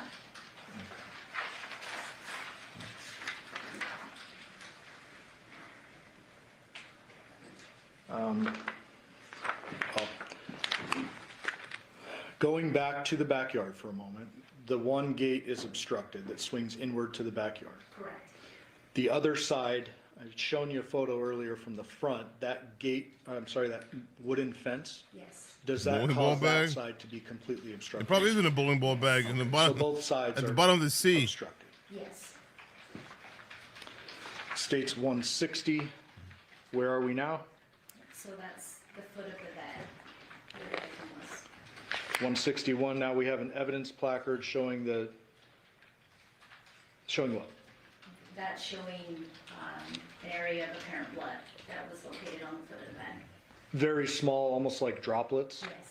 Yes. Did those appear to be downward droplets? Yes. What's the difference between a downward and kind of a spray? It's like a passive blood drop. So it doesn't show a lot of directionality. It's more just like a passive, like something that's dripping blood just passively. It doesn't show a lot of movement. In addition, in the bedroom, did you and other crime scene analysts locate a bunch of writings, pink writing? Yes. Were those Into the case. accessed and then Looking into the case we're watching right now, Braxton, or a different case? ultimately photographed page by page? Yes. Did those shed light on your investigation? Yes. And generally, without saying what the letters say, why were they relevant to your investigation? It appeared to be handwritten notes regarding a child custody disagreement. Okay. I'd move to the admission of 196 to 207. We'd object as a hearsay if you want us to approach with your... Please.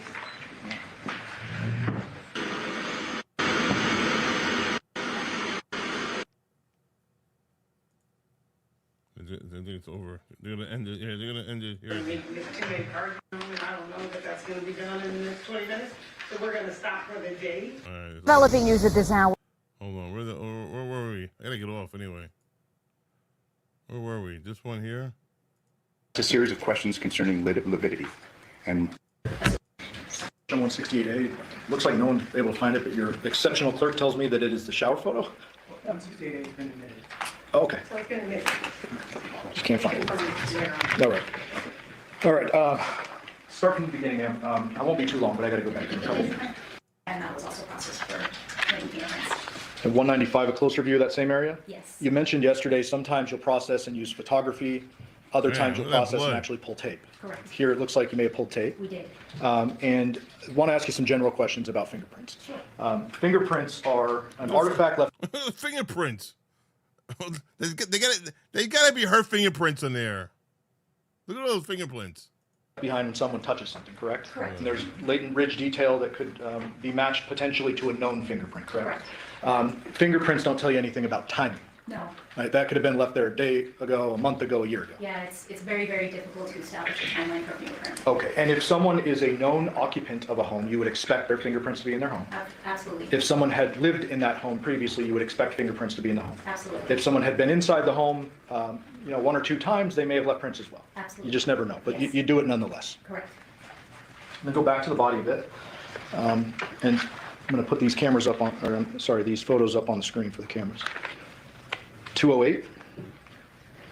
Is that John once the cover was removed from his body? Yes. There was a suggestion yesterday that maybe the decapitation occurred at a different location, and his body was moved to this location.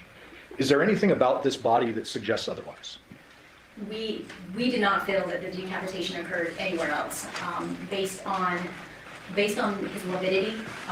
When we removed those heading and all those sheets, his morbidity was consistent with that position. There was no mixed morbidity or anything to suggest that he'd been in a different position. Okay, the jury's hearing the term lividity for the first time. Sure. What do you mean by that? So morbidity occurs when your heart stops beating, the blood in your body will pull into the natural cavities of your body.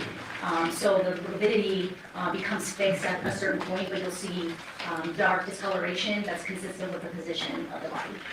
And so if a body lays, say, in this position on the belly for an extended period of time, Right. the blood essentially settles with gravity. Correct.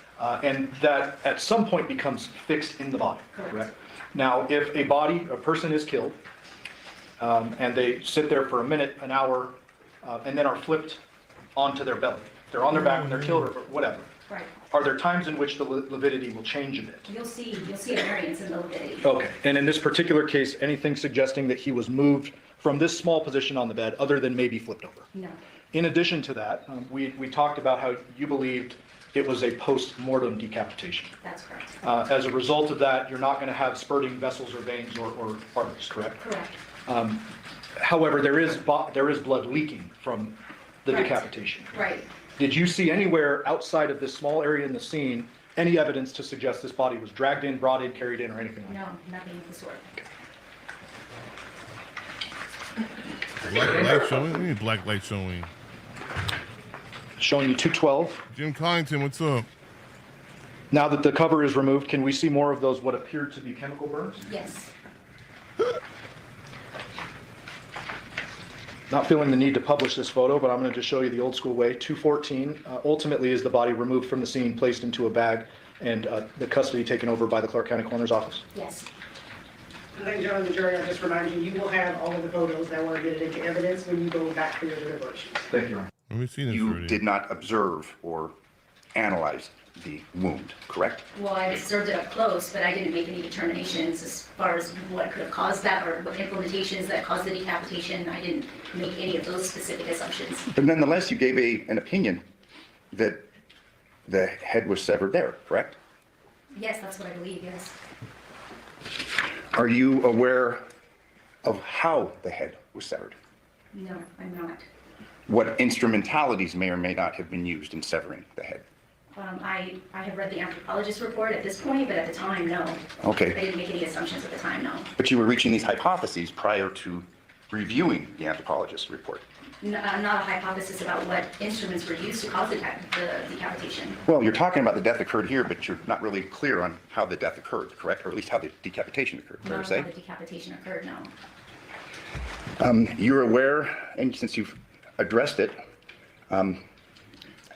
hand-powered knife and mechanically powered saw, correct? Correct.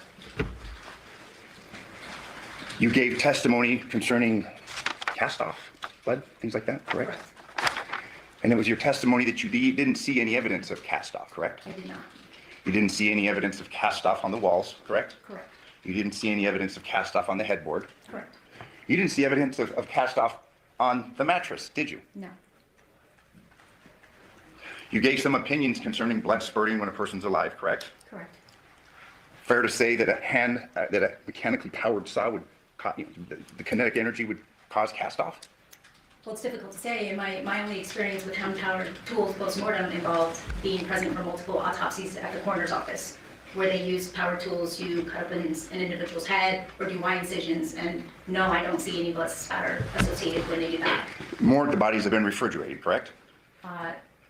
For a period of time, I guess. Yes. Oftentimes, Depending on when the bodies come into the coroner's office. correct. They're generally cold, aren't they? They've been sitting there for a while. They're put on Again, ice. I don't work down there, so I can't. Well, ma'am, you just gave an opinion Answer about that cast fairly. off.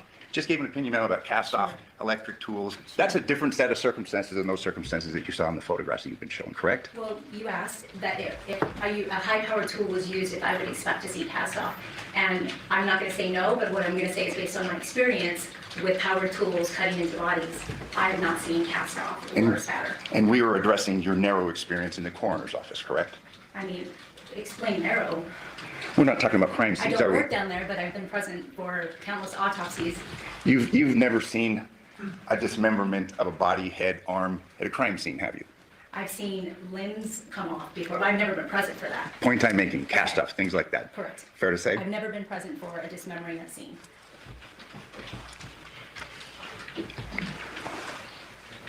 You had given opinions and all.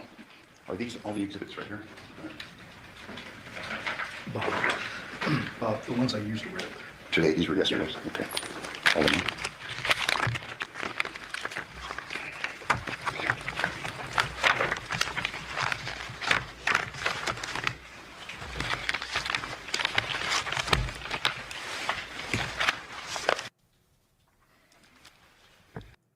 It's difficult, but it's not impossible for me. I see. Bigger the body, the harder it is, correct? Correct. And this was a big body, wasn't it? Sure. I mean, I would say it's average male size, 6'4" is an average male size? in my opinion. Wow, okay. You don't know the weight, do you? No, I don't. You are familiar with the term dead weight. Oftentimes people refer to that in a social sense, but I mean the scientific sense, dead weight. Sure. Body doesn't maintain its center of gravity. It gets real hard to move, Sure, correct? absolutely. It's like trying to move a big wet bag of cement. It's hard. Sure. It looks, at least, on this photo at least, we had two spots perhaps where the body was. Sure. That, or it could have been something that had blood on it that was placed there. Okay. We don't know. That's a guess, We don't. correct? Yeah, So we let's don't not know. guess. Let's not guess, okay? The covers, and there's other covers, but just for the sake of testimony, did you recover those? No, You didn't impound those? we did not recover any of that, no. You didn't photograph it? We photographed the bedding. The sheet, I'm sorry, the blue bedding? We photographed, everything was laid out and photographed. In the interest of time.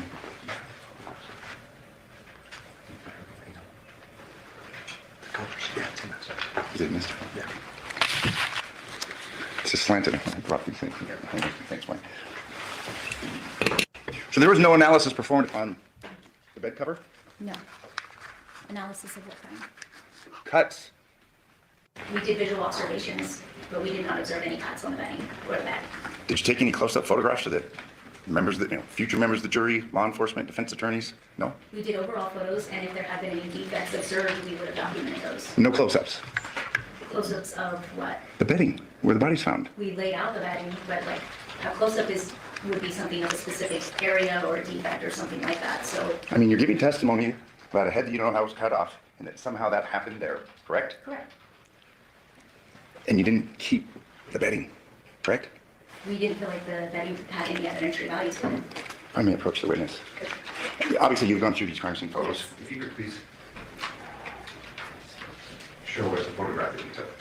I'm going to bed, guys. The photograph of what? Of the bedding. Yo, guys, I got to continue this tomorrow. It's already 2:15 a.m. I got to go to work in the morning, guys. I got to work in the morning. I got to go to bed. It's bedtime, right, Scully? Yeah, go to bed. I got to go to bed, guys. I see you tomorrow night. Jim Collington, Ray, Sean B, Nightbot, Dr. Eve, Cakes Boo, Braxton, One Juror Matters, Jimmy James, Sean B, Falconez, whoever else is here. I gotta go to bed, guys. I'm sorry. I'm sleepy. Mucho trabajo. I'll be back tomorrow night, guys. I'm sorry. I'm really sleepy. I gotta go to bed, man. Have a good night, guys. Run that shit. You already know. I love you all. Have a good Wednesday. Tomorrow's hump day. Hump day? Yeah. Happy hump day, guys.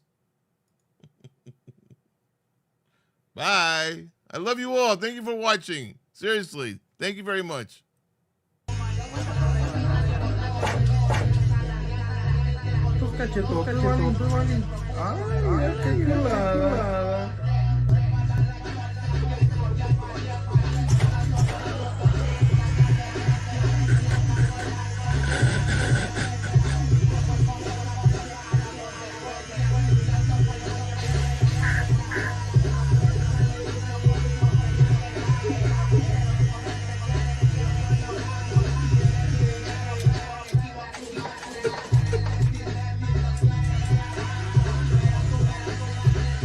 So Brian. Let me have it, Brian.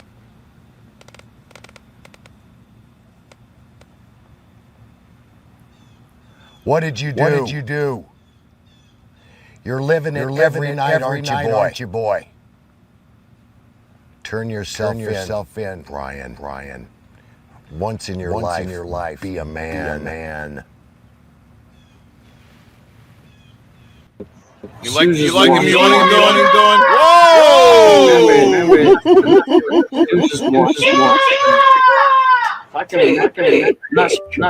She was just watching.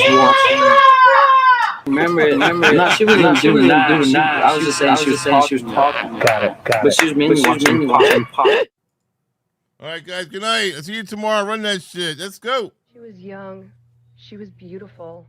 She was chasing her dreams. She was excited. She was hopeful. She was in love. She wanted a partner. She wanted support.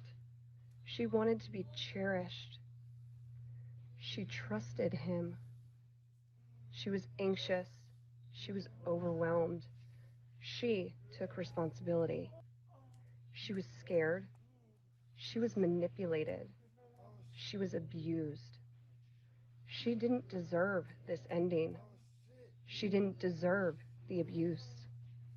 I will say her name. I will share her story. I will spread awareness. And I will use my voice because hers was silenced.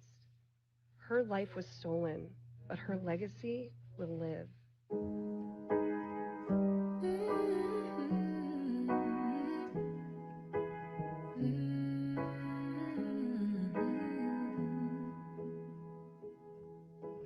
Yelling at the sky, screaming at the world. Baby, why'd you go away? I'm still your girl. Holding on too tight, head up in the clouds. Heaven only knows where you are now. How do I love again? How do I trust again? I stay up all night, tell myself I'm alright. Baby, you're just harder to see than most. I put the record on, wait till I hear our song. Every night I'm dancing with your ghost. Every night I'm dancing with your ghost. Never got the chance to say your last goodbye. I gotta move on, but it hurts to try. How do I love again? How do I trust again? I stay up all night, tell myself I'm alright. Baby, you're just harder to see than most.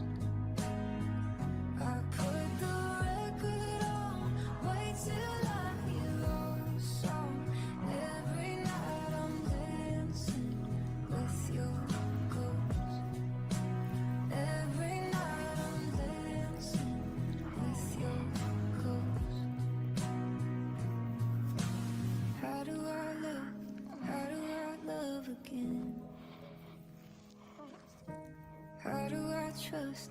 How do I trust again? I stay up all night, tell myself I'm alright. Baby, you're just harder to see than most. I put the record on, wait till I hear our song. Every night I'm dancing with your ghost. Every night I'm dancing with your ghost. Every night I'm dancing with your ghost. Her blonde hair fell around her like a halo. She was an upstate New York angel without wings. Her smile shone brighter than a morning sunrise. Her laughter put the songbird's voice to shame. When you see a butterfly over a weeping willow tree, over a rainbow or a wildfire on a grassy mountain peak, she's home with Mother Nature, yes she is. In the heaven on this earth, that's where she lives. That's where she lives, that's where she lives. That's where she lives. That's where she lives. Guys, for me, it's how nice you are for me. Oh my gosh, it's how much you make me laugh. It's how hard you always laugh for me. Okay, wait, go. It's you're my friend.